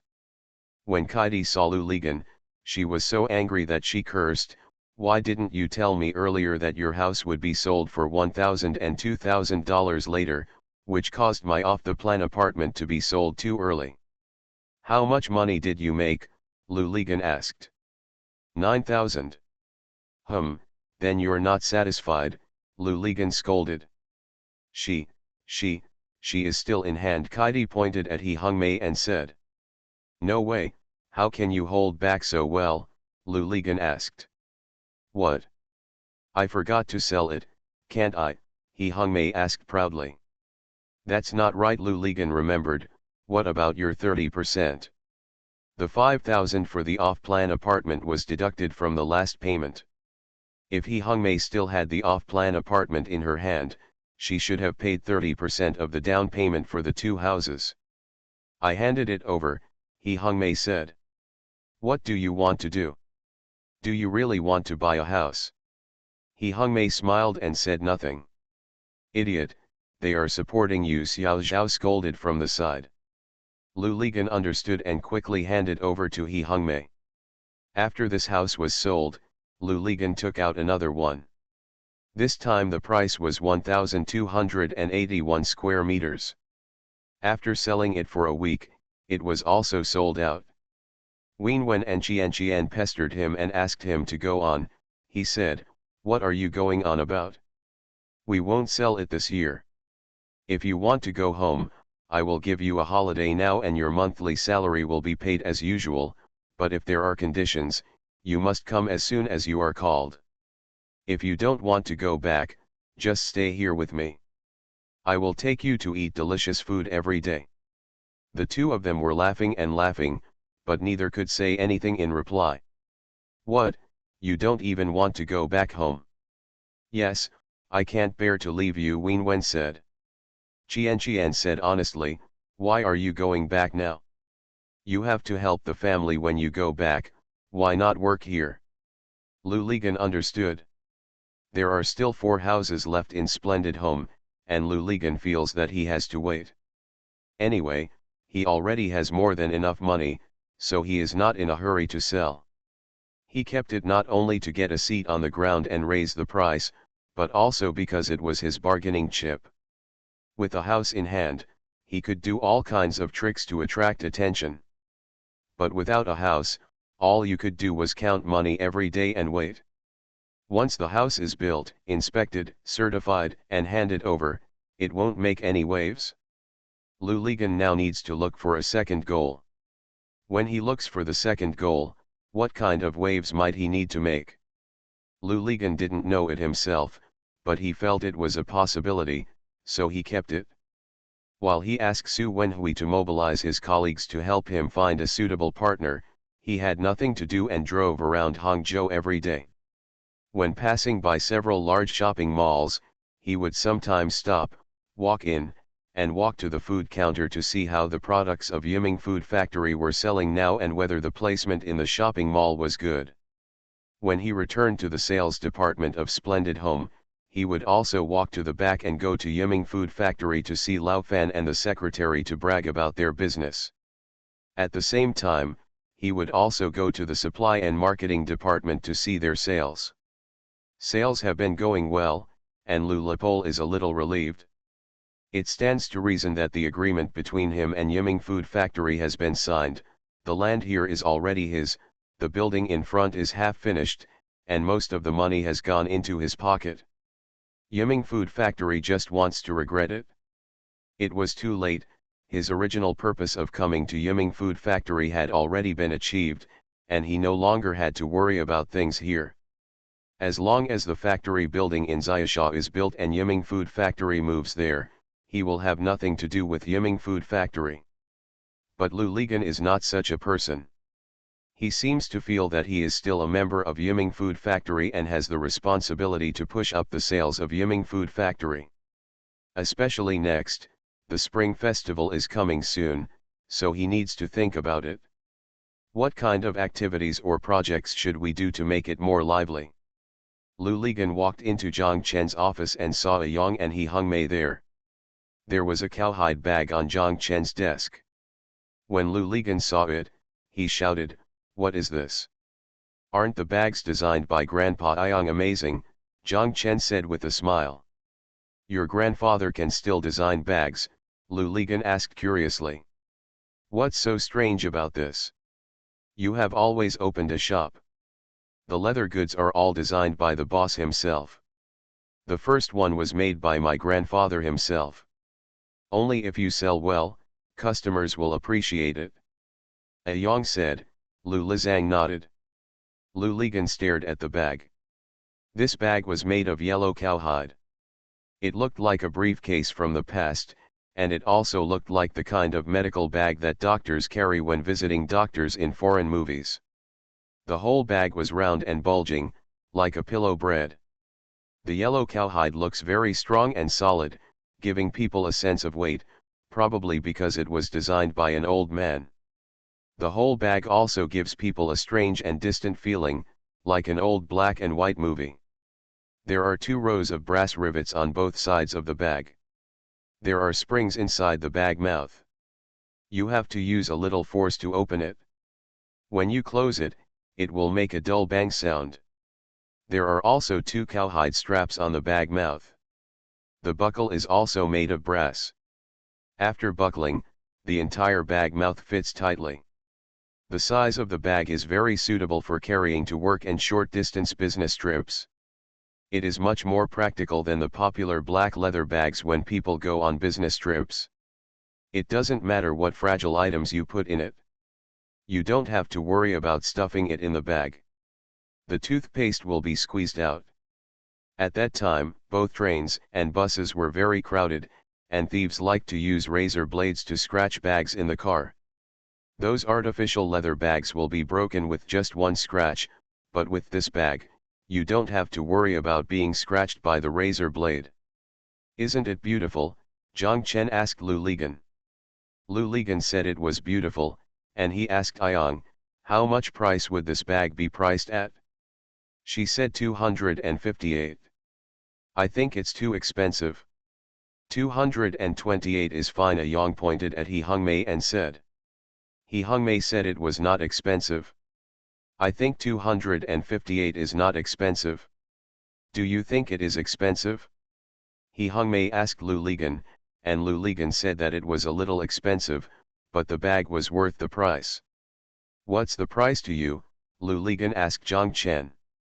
Zhang Chen smiled and said, I'm not good at math, you can calculate it yourself, 30% off.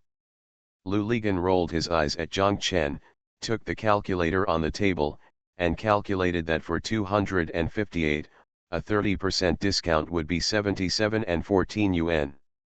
Lu Lepole patted the bag and said to Zhang Chen, I'm sorry, this bag was given to me. Nerve, this is a sample. He Hongmei cursed. I'm telling you, don't sell it. This style of bag belongs to me, Lu Ligan said. What do you want to do? Zhang Chen asked. Lu Ligan waved his hand and asked Ayang, I will order you 80 yuan each. How long will it take you to order 10,000? The other three people were startled. Go to hell, 10,000, Zhang Chen cursed.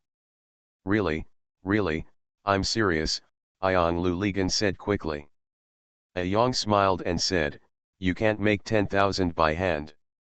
If you want 10,000, go to the factory and make them. The price can be half cheaper. No, I want to make it by hand, just like this, Lu Ligan said. Ayang, there are still more than 2 months from now to the end of January next year. Your workshop can make 140 pieces a day. Can it be made? If you do 40 in a day, you'll be like a stick. Amazing, Ayang said.